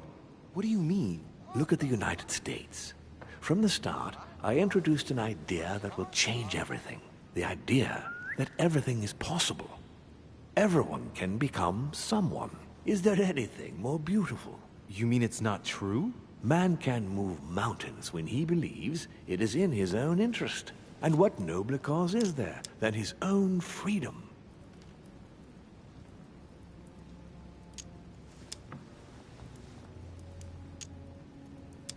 But that's completely immoral. Immoral? Louis, you surprise me. Morality has nothing to do with it. Morality is a concept that we invented ourselves to domesticate man. Don't react like them. Can't you see? It's all within your grasp. It's not very noble if you ask me, but maybe you invented that concept too. What will happen if I refuse to subjugate men? It will come naturally to you, my son. But not with the aim of subjugation, but rather to create the best balance possible. You'll see. It comes to us all after a few centuries. I'm just trying to help you save some time. They are perishable, Louis. They come and they go. They are mere butterflies that take themselves for gods. If we give men the feeling that they are free, I am convinced that they will exceed their limits. And it is only from that condition that humanity shall rise up. But do you want to dominate or raise humanity higher? I want it to advance. I want it to progress. Man is our vessel. If he progresses, then so do we. Wouldn't you like to know what we really are? Who do you mean? Demons? Yes, us. Our species. I've been searching for centuries, trying to find a way to explain the reason of our existence. But humanity has not yet evolved enough to make any progress on the subject. I am convinced that the sciences will bring that knowledge someday. So, that's your objective, is it? To understand who we are? I see your point. Our family clings to its privileges and to the past, and that's how they are putting us in danger. The time has come for change. Now that you know your true nature, there are still a few things I need to teach you. What do you mean exactly? A new skill, and not the least, Louis. It's about taking control of a person.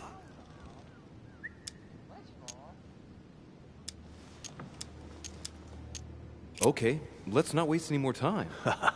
I deduce that you're impatient to master what's in store for you. That is good. I thought I'd mix business with pleasure for this first time. What do you mean by that? The conference will come to a close.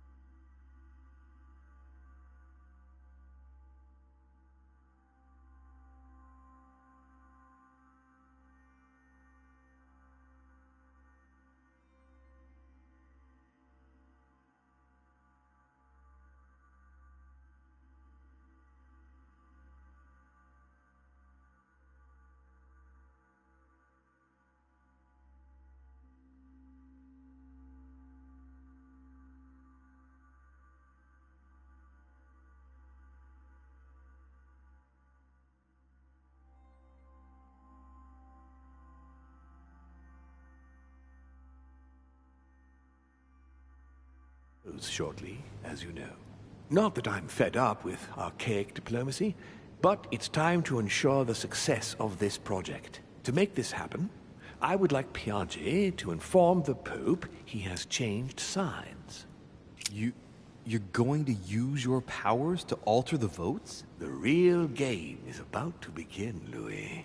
Up till now, the guests have been sizing each other up. From now on, it's time for Gregory and myself to play, as well as you yourself. Now, here is my plan. I would like you to join His Eminence in his room. Just play along. We'll see when the time comes. Very well. And then? You're going to have to trust me. What we're going to do is painless for the human you are going to invade. Invade? Yes. You're going to enter his mind and take control. You're going to influence his actions and his psyche. Make him speak, then concentrate. You must focus on him in in order to feel his thoughts. Then, while speaking, you must link with him. Once you're done, you will naturally find your way to the source and enter into his thoughts. But what if I fail? Trust in your instincts. You just have to let yourself go. You have the skill. Let your nature come to the fore. You'll see. If you fail, you'll be in for some light banter with His Eminence. That's all. There's nothing to be afraid of. Very well. Perfect. Go now. The Cardinal is in his room. You will have to write a letter to the Pope as if Piaggi had written it himself. In this letter, tell the Pope that whatever happens during the conference, he must follow my propositions. But be careful. In order to protect himself from counterfeiters, the Pope had Piaggi's hand tattooed with a symbol to be sure of his identity. You'll see when you're inside him. You'll understand. Once it's written up, just bring it back to me, and I'll send it off immediately. All right. I'll take care of it.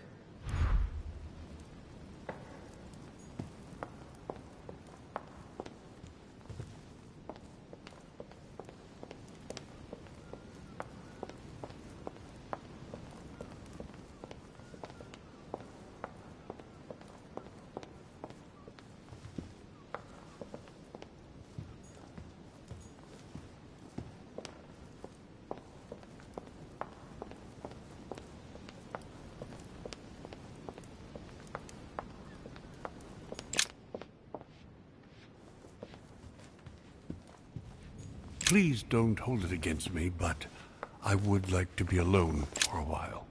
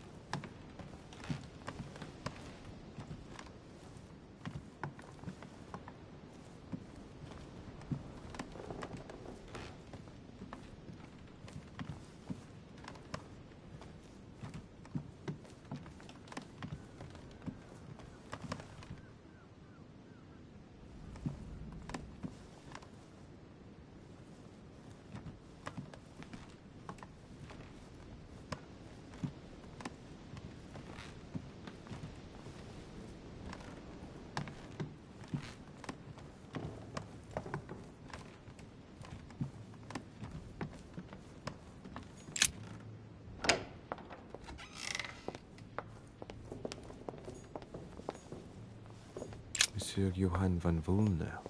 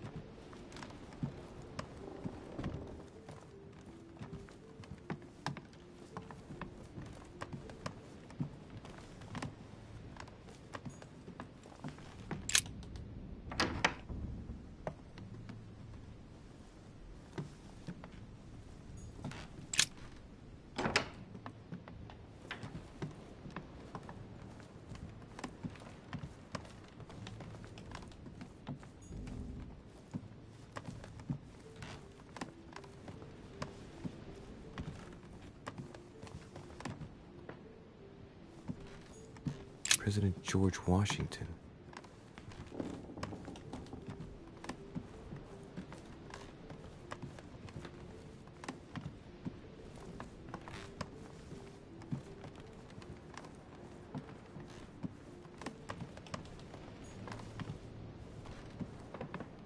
Huh, that's me.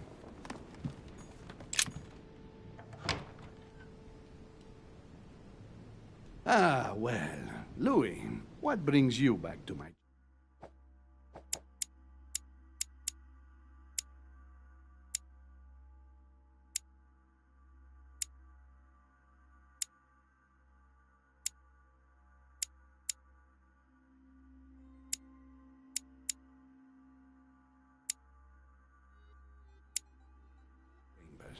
May I sit down? Of course, Louis.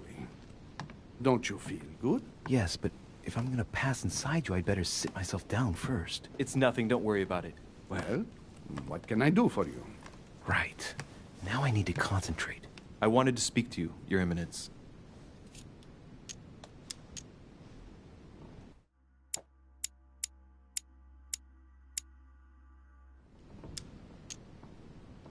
I wanted to thank you for your help. I mean, for your time talking to me about the Holy Lance. Oh, and did you find it? It's the crusade of a lifetime for some people. You are searching for another Holy Grail. You're nearly there.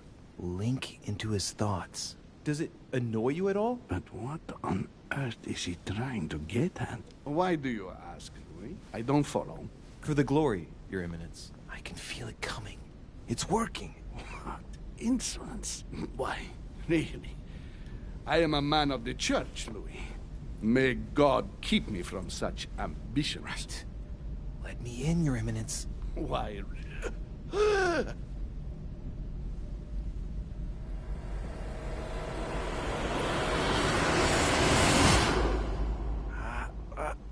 I've done it.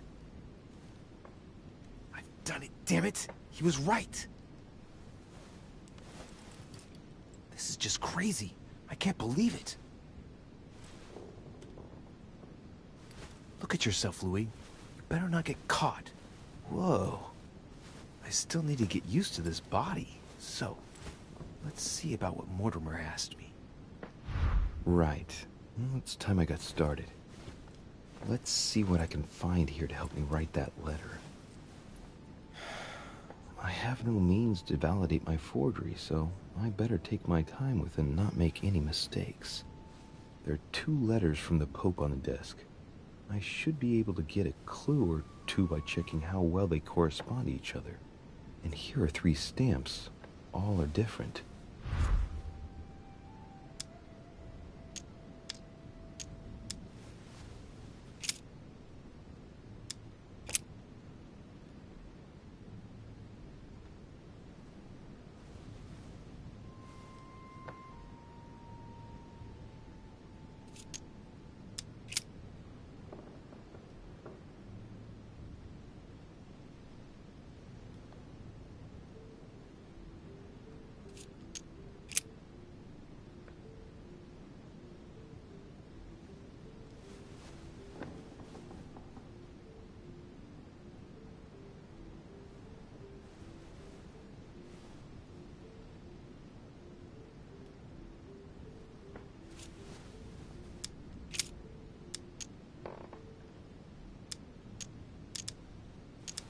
Right.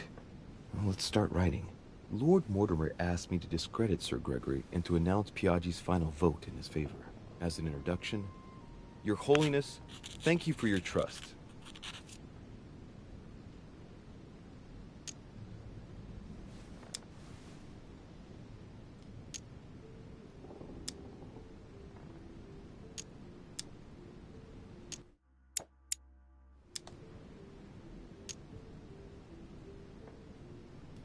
It turns out, now that I'm here, that I find Lord Mortimer's projects grant us many more advantages in comparison to what Sir Gregory had suggested.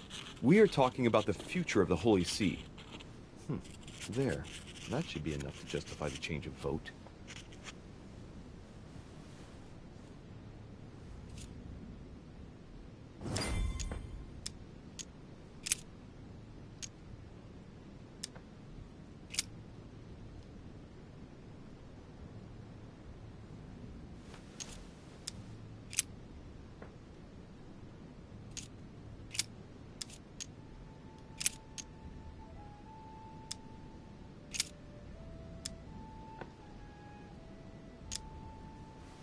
In one of the letters, the Pope asked Piaggi to change and to stop using his personal stamp. He asked him to use the one with the Pope's motto on it.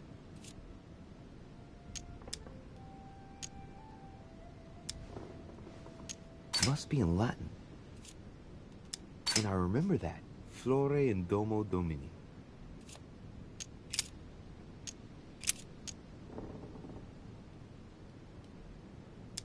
This seal is different to the one Piaggi used for the letter he gave me. Yes, I'm certain of it. On it is written, Flore in Domo Domini. Latin, it blooms in the house of God.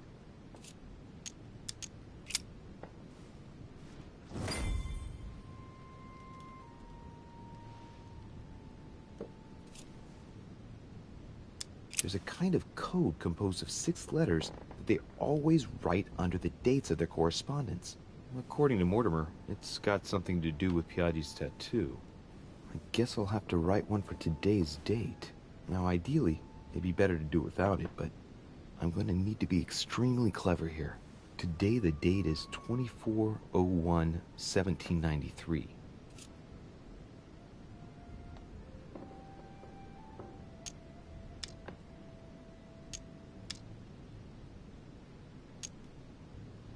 In the letters from the Pope, there are 6 letters just below the date, 2 just below the month, 4 others below the year. Piaggi's tattoo. It must be used to establish a connection between the letter of the concentric circle and the numbers shown in the middle. Some figures are the same in both codes, yet they correspond to different letters. The day is not translated. That must be the key to the code. Today the date is 24/01/1793.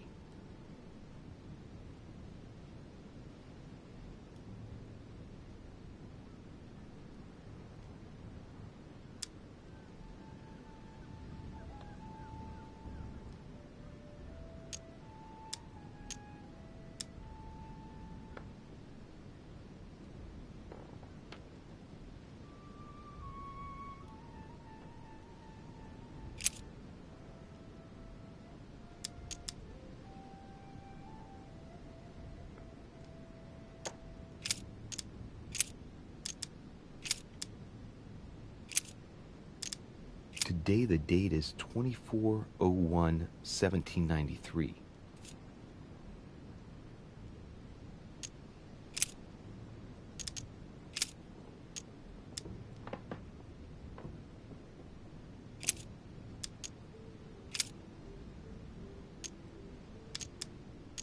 Today the date is 24/01/1793.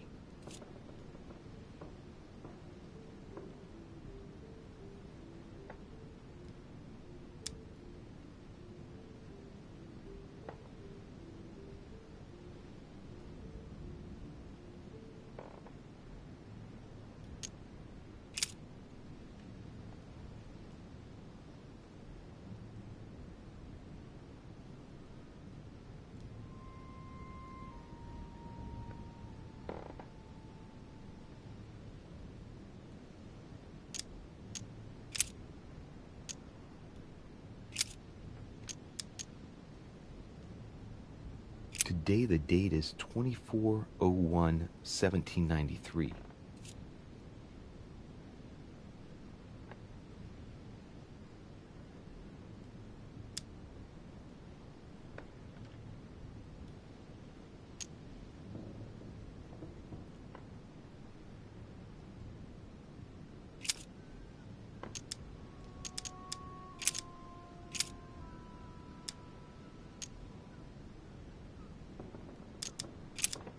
In the letters from the Pope, there are 6 letters just below the date, 2 just below the month, 4 others below the year. Piaggi's tattoo. It must be used to establish a connection between the letter of the concentric circle and the numbers shown in the middle. Some figures are the same in both codes, yet they correspond to different letters. The day is not translated. That must be the key to the code. Today the date is 24/01/1793.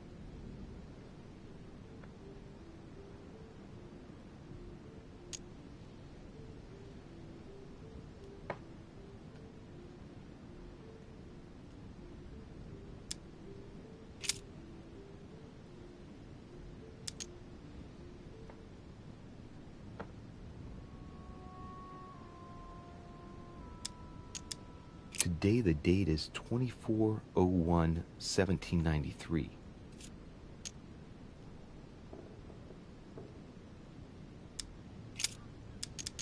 Today the date is 24/01/1793. Today the date is 24/01/1793.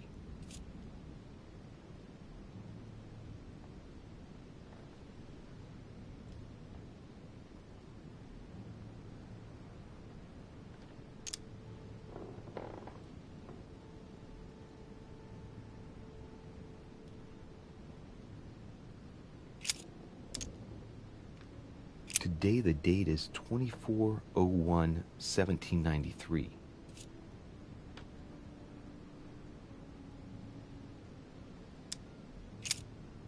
Today the date is 24/01/1793. Today the date is 24/01/1793.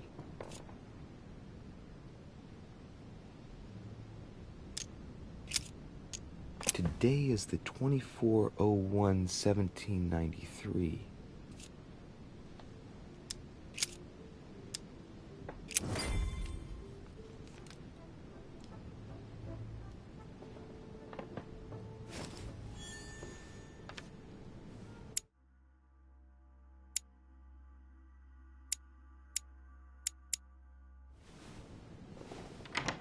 Your Eminence, all ready to send... What's he doing here? Damn it. That's all I need. Don't worry, he can't hear us. What do you mean he can't hear us? What's going on here, Piaggi?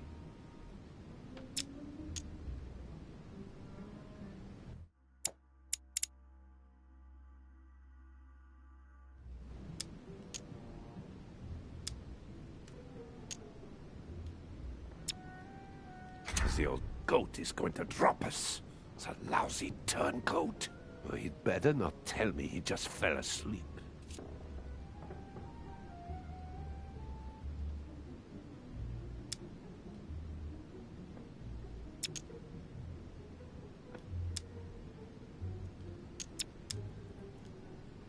Just calm down, calm down. Louis came to see me because he claimed he was hearing voices. We've just finished an exorcism session. An exorcism? Are you having me on? I can't see any exorcism instruments. That's because I've just put them away. I don't know what you're up to, Piaggi. But I do know you're trying to pull one over on me. I was about to fetch someone to take care of him. Would you care to go? There he is. And there he stays. The perfect opportunity. What do you mean? It's been a while now that I've been hoping for a chance to get rid of him. No, listen, my son. This is all getting out of hand. Hogwash! I don't trust him in the slightest. Why not? Can you keep a secret? Of course, my son. Would you like to tell me under the confidentiality of confession? Ah, don't talk rubbish. I don't trust the little runt because he is Mortimer's son. Would you believe it? How does he know? Dear God, how is that possible? I am flabbergasted. We've wasted enough time. What if he wakes up? If you don't want to get your hands dirty, just turn away and leave everything to me. This is not a decision to be taken lightly. You're defending him now. What are you talking about? Of course not. He's made you change sides, hasn't he? The slime bag. He works for Mortimer. Good thing I already tried to warn Gregory.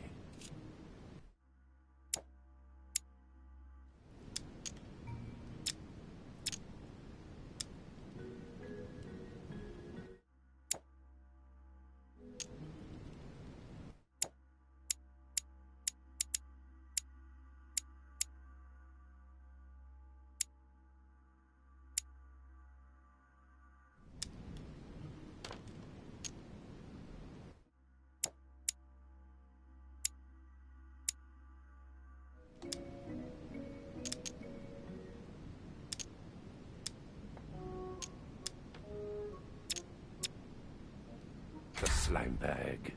He works for Mortimer. Good thing I already tried to warn Gregory.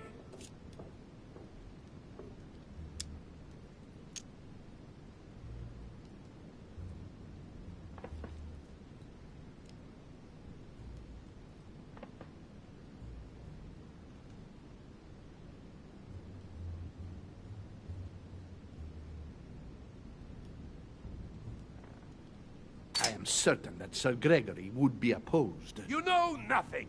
I know Sir Gregory better That's than... against the rules of the conference, Monsieur von Wollner. I refuse to go against Sir Gregory. Right.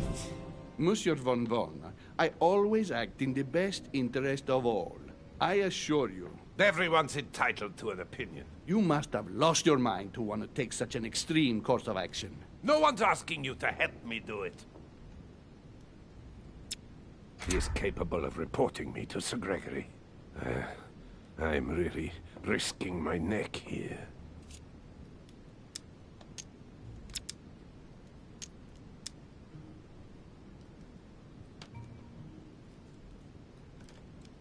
You can't attack him without running the risk of jeopardizing the conference. Even though Sir Gregory has the edge? No.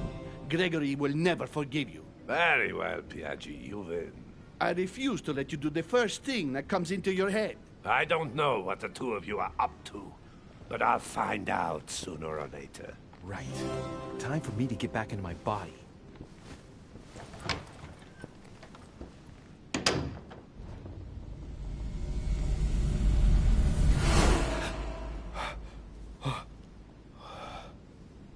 Right. Don't just stand there, Louis.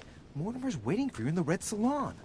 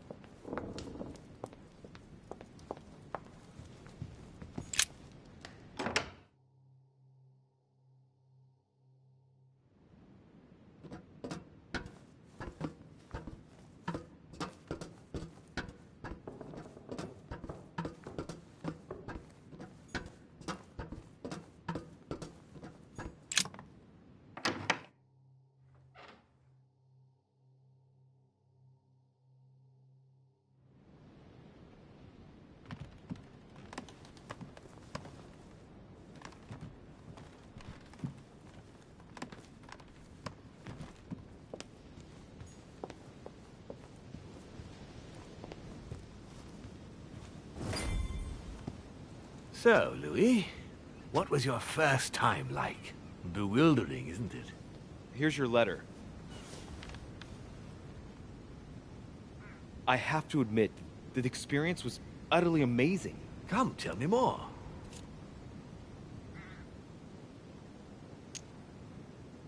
Everything went as planned. I didn't encounter any particular difficulties. Well done, you.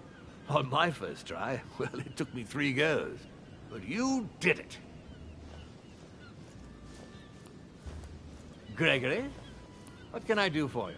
I've just come to make sure dear Louis has all the information he needs. Needs for what? You are free to make your own choices, William. I would like the same for him, too. There's nothing I want more, Gregory. Your schemes will lead to your demise, brother. Don't involve Louis. He has nothing to do with all this. The end of the conference approaches, and this masquerade will soon be torn asunder. Don't drag him down with you in your disgrace. Oh, ye of little faith. On the contrary, brother, Louis has just entered the family. Give him a chance to find his place. His place?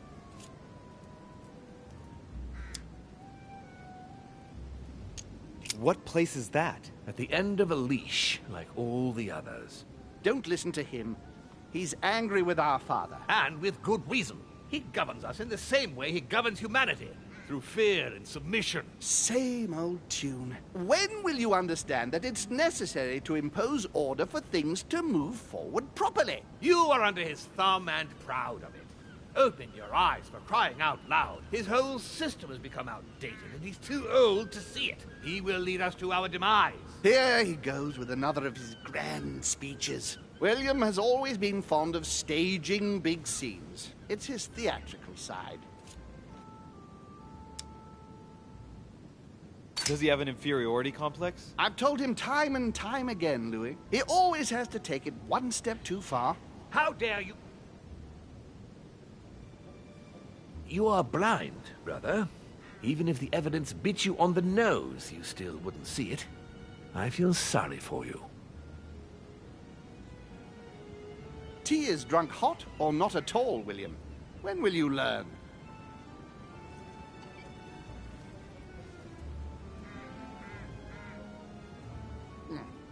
It's too bitter. You shouldn't let it brew so long. I knew you'd be coming along. You are so predictable. Methodical, I would say. Things must be accomplished in the right order if we want the world to keep turning as it does.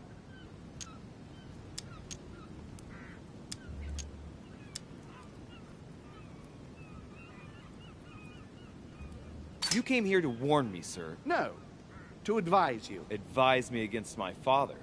Why? I think you are capable of deciding for... You haven't answered my question. Why warn me against my father? What are you afraid he will do to me? Well, I wouldn't want him to lead you into... I don't know what absurd adventure in which... You act as though I were in danger. I agree with Louis, Gregory. You're trying to pass me off as a villain about to devour him. That's not funny, William. I won't let him follow you. You see, Louis, Gregory came here to make you change your mind. It's time for things to change. I acknowledge Father has done many good things for humanity, but his time is over, and now he must pass on the torch. That's enough. There, Louis. That's the pathetic example your father has to offer. I really am sorry about what happened to you. You don't know our family yet. We can't have given you a very good impression, but bear in mind that we are all against William's project. On the contrary. If he insists on going through with it, we will have no other choice than to intervene by force. Consequently, my dear Louis, you're going to have to choose sides. I would much rather have met you in different circumstances. There you are, Louis. See what happens when you don't follow their orders to the letter. Louis, I'm afraid the time to decide is now. If you follow William, he will drag you down with him. If, on the other hand, you support me, I can assure you that nothing will happen to you. You won't be blamed for your father's errors. Ah, the masks are off. I offer you liberty. He obliges you to choose, and shamelessly asks you to betray your own father. That is their true face. Right. Before I answer, well, I better think it over very carefully. Do I intend to embrace my demon nature and take my place on the chessboard? Do I stay out of it and do my utmost to stop them? Or do I renounce my nature and do all I can to stay human?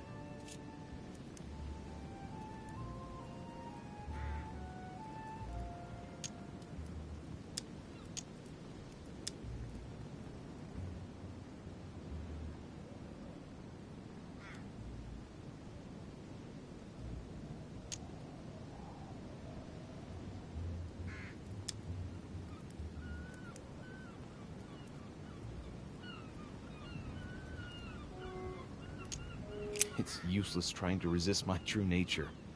I'm a demon. May as well accept it. The sooner the better. Even if I continue to live as a human, all my friends and acquaintances will inevitably end up dying. And I'll be left on my own. Forever. I am a demon and I have to behave like one. The sooner, the better. So? What do you choose, Louis?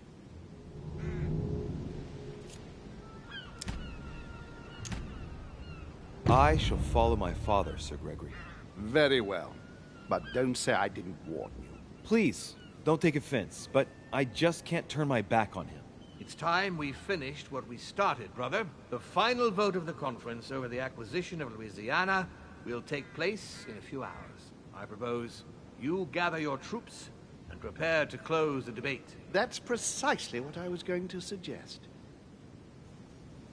Come, follow me. It's time for us to get ready.